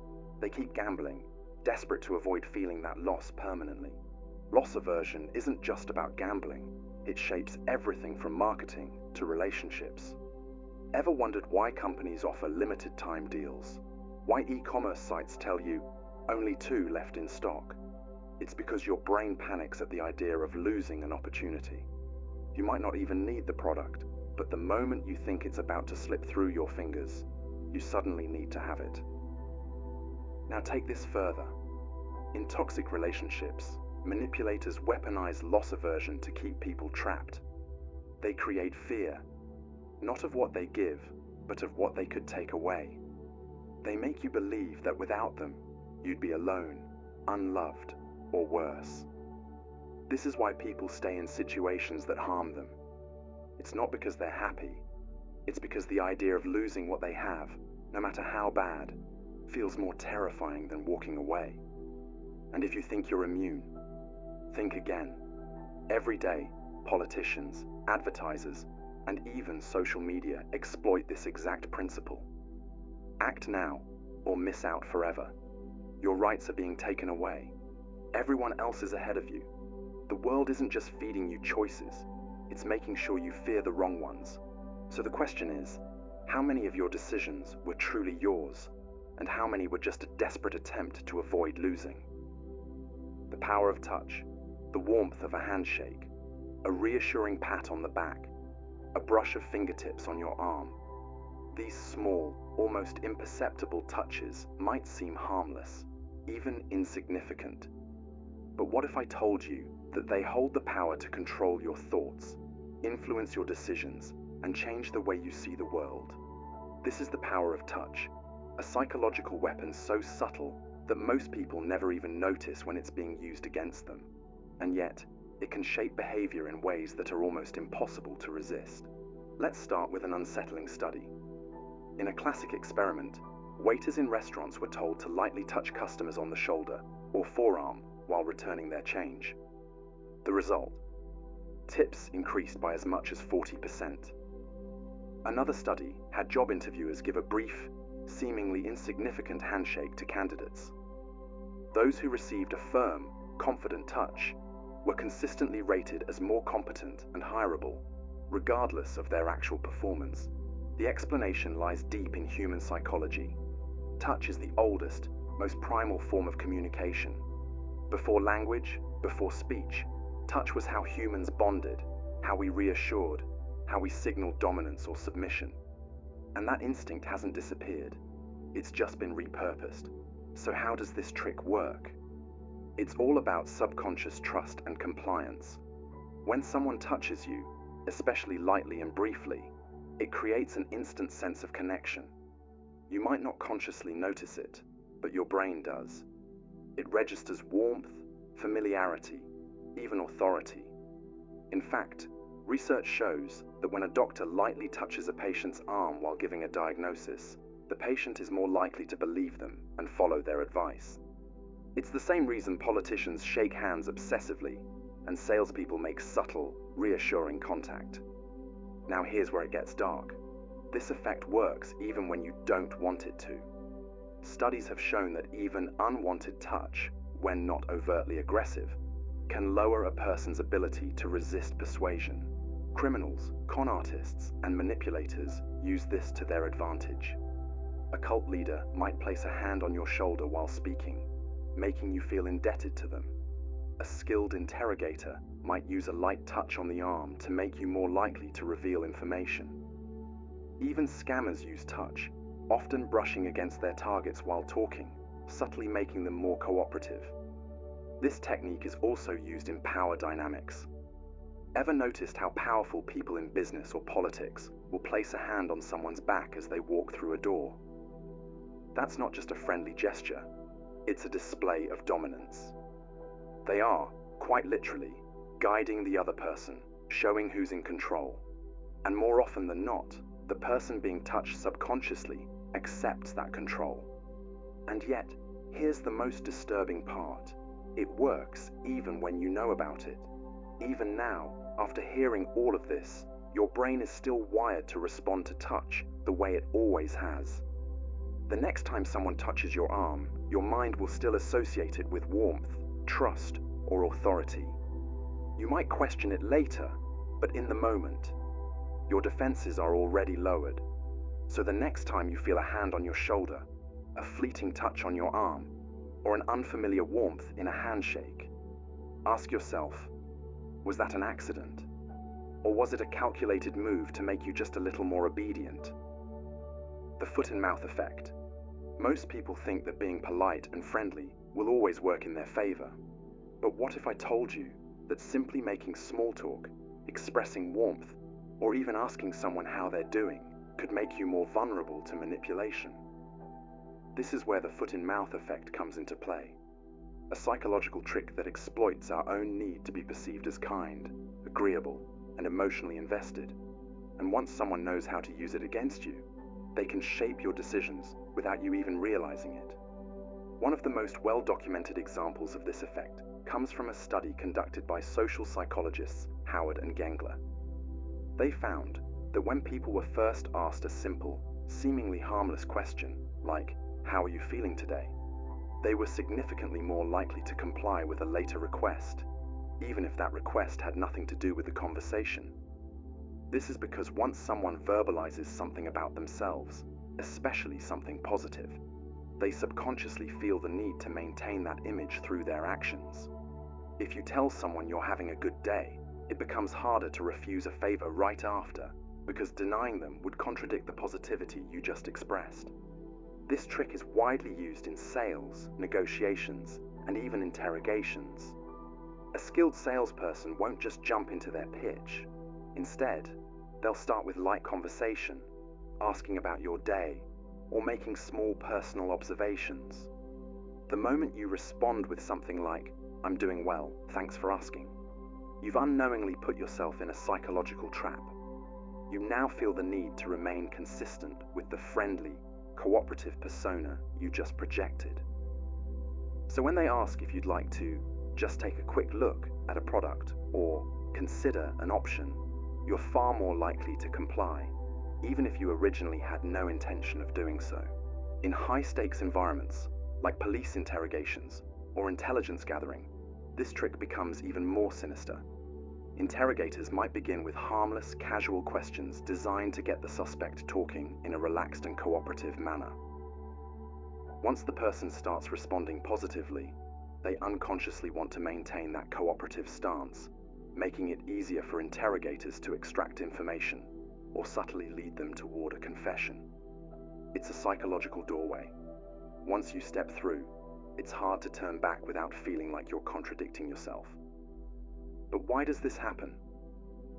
The foot-in-mouth effect works because humans are deeply wired for consistency. Once we say something out loud, especially in front of others, we feel an internal pressure to align our actions with our words. Social norms reinforce this behavior, making us uncomfortable with seeming dishonest, rude, or contradictory. If you say, "I love helping people," and someone follows up with a request for help, rejecting them feels like you're going against your own nature, even if helping them was never part of your plan. This tactic isn't just used on individuals, it works on large-scale manipulation as well. Political campaigns and propaganda often begin by getting the public to agree with simple, seemingly harmless statements like, "We all want a better future." Once people acknowledge that idea, they're primed to support more specific policies that align with it, even if those policies weren't something they originally agreed with. By getting people to say yes to broad, agreeable ideas first, they can subtly guide them toward more extreme commitments later on. So, how do you protect yourself from falling into this trap? The first step is recognizing when it's happening. If a conversation starts with an unusually friendly or probing question before leading into a request, take a mental step back. Remind yourself that just because you express positivity doesn't mean you owe anything in return. Learn to separate polite conversation from compliance, and don't let your own words be used against you. In the end, the foot-in-mouth effect is a psychological trick that thrives on the simple act of speaking. It turns your own words into a tool of persuasion, trapping you in a cycle of consistency. The moment you say something, you feel compelled to act in a way that aligns with it, even if it's against your best interests. And once someone knows how to use that against you, it's disturbingly easy to push you toward choices you never intended to make. The endowment effect. The endowment effect is one of the most insidious psychological tricks because it exploits something deeply personal, our attachment to what we believe is ours. Once we own something, even for a short time, we assign it more value than it objectively deserves. This quirk in human behavior can be used to manipulate decisions, emotions, and even financial choices in ways most people never see coming. Imagine this. You walk into a store and a salesperson hands you an expensive-feeling pen, telling you to test it out. As you roll it between your fingers, writing a few lines, it starts to feel like yours. Suddenly, when the price is revealed, it seems reasonable, even if you never intended to spend that much on a pen. That's the endowment effect at work. Simply touching or using something tricks your brain into believing you own it, making it harder to let go. But it doesn't stop with physical objects. The endowment effect is weaponized in everything from marketing to high-stakes negotiations. Free trials, test drives, and limited-time demos all work because they create a sense of ownership before you've spent a dime. Once something feels like yours, giving it up feels like losing a part of yourself. Retailers know this, which is why they let you borrow their products before committing. It's even more dangerous when applied to ideas and beliefs. People become irrationally attached to opinions simply because they've held them for a long time. This is why changing someone's mind, even with undeniable facts, is so difficult. If they feel ownership over a belief, letting go of it feels like a personal loss. The endowment effect also plays a role in relationships. People stay in toxic friendships and unhealthy romances because they feel invested. They've spent years building something, and the thought of walking away feels like losing everything. But the truth is, that's just the illusion of value. The same trick that convinces you an old, broken phone in your drawer is worth more than it actually is. When this trick is used strategically, it can be devastating. Cults, con artists, and manipulative leaders rely on it to keep followers locked in. By making people feel like they own their choices, their place in a group, or even their suffering, they make escape feel impossible. The deeper the investment, the stronger the illusion of value. And here's the most unsettling part. The endowment effect works even when you know about it. It doesn't matter if you're aware of the trick, your brain still clings to what feels like it belongs to you. The only way to break free is to recognize when you're valuing something more just because it's in your possession. Because sometimes, what feels precious is just a well-placed illusion. Mind control. What if I told you that your thoughts, your beliefs, your opinions, even your memories could be rewritten? That right now, without realizing it, someone could be bending your mind to their will. No force, no obvious manipulation, just subtle, calculated influence. Sounds like science fiction, right? But it's real, and it happens far more often than you think. Take the Stanford prison experiment, one of the most infamous psychological studies ever conducted. In 1971, researchers at Stanford University recruited 24 ordinary students, dividing them into guards and prisoners for a simulated prison. No one was forced. No one was brainwashed. And yet, within days, the guards, regular college students, became cruel, authoritarian, even sadistic. They humiliated the prisoners, forced them into stress positions, even denied them basic necessities. And the prisoners, they broke down, emotionally and mentally, accepting their abuse as if it were real. All of this happened not because anyone told them to, but because of psychological erosion, the slow, insidious breakdown of personal identity under the right conditions.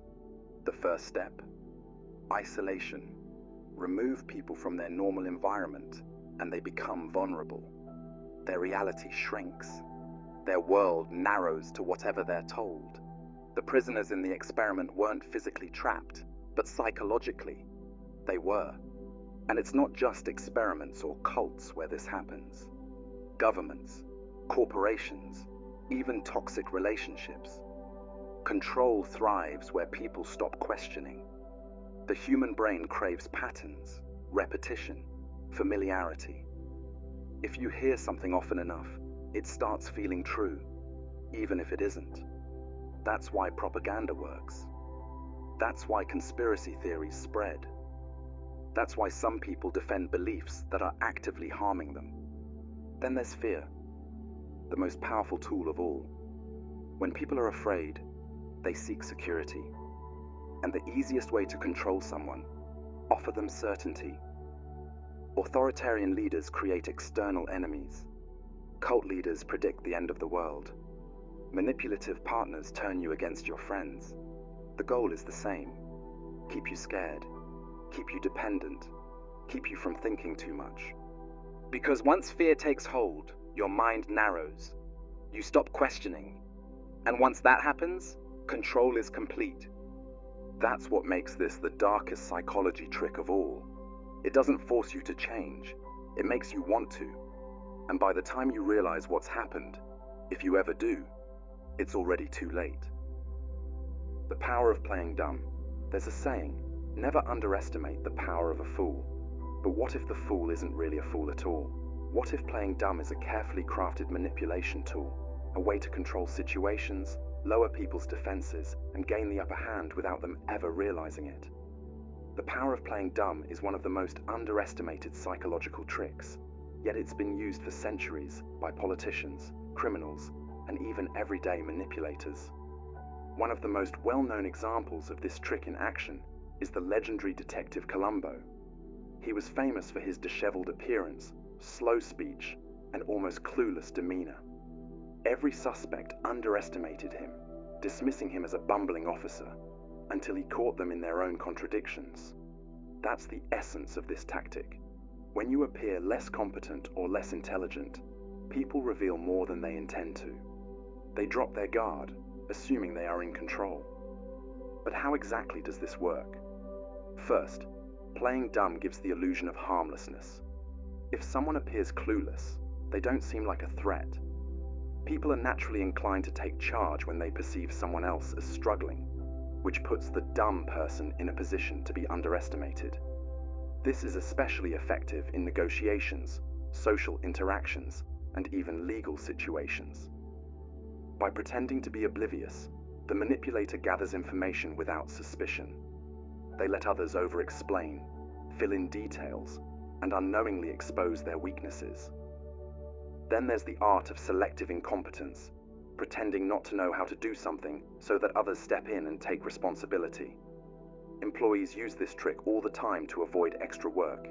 A person who doesn't know how to set up a presentation, cook a meal, or fix a computer might be fully capable, but by feigning ignorance, they push the responsibility onto someone else. It's a passive form of control, one that forces others to step in, do the work, and ultimately hand over power. This trick also thrives in social manipulation. Have you ever noticed how some people pretend to misunderstand or misinterpret a situation just to avoid accountability? By acting confused or unaware, they dodge blame. When caught in a lie, a manipulator might say, "Oh, I had no idea that's what you meant," or "I must have misunderstood." This forces the other person to second-guess their own stance, making them appear unreasonable for holding the manipulator accountable. But the darkest side of this trick is its ability to exhaust and frustrate its target. Imagine trying to argue with someone who pretends they just don't understand your point, no matter how clearly you explain it. The more you try to clarify, the more they feign confusion.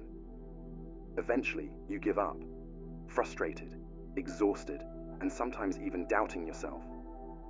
This is psychological warfare in its simplest form. It creates a mental loop where the victim becomes increasingly anxious, struggling to make sense of something that isn't actually rooted in confusion, but in deception. In politics, this tactic is often used to deflect responsibility. Leaders may feign ignorance about scandals or mistakes, claiming, "I was never informed," or "I don't recall that happening." It buys them time, shifts blame, and creates uncertainty about the truth. When done skillfully, it allows them to escape scrutiny while their opponents waste energy trying to prove what should have been obvious. At its core, the power of playing dumb is about control. It exploits trust, lowers defenses, and manipulates people into revealing too much or taking on burdens they shouldn't. It's a reminder that not every fool is foolish. Sometimes the person pretending to be lost is the one leading you exactly where they want you to go.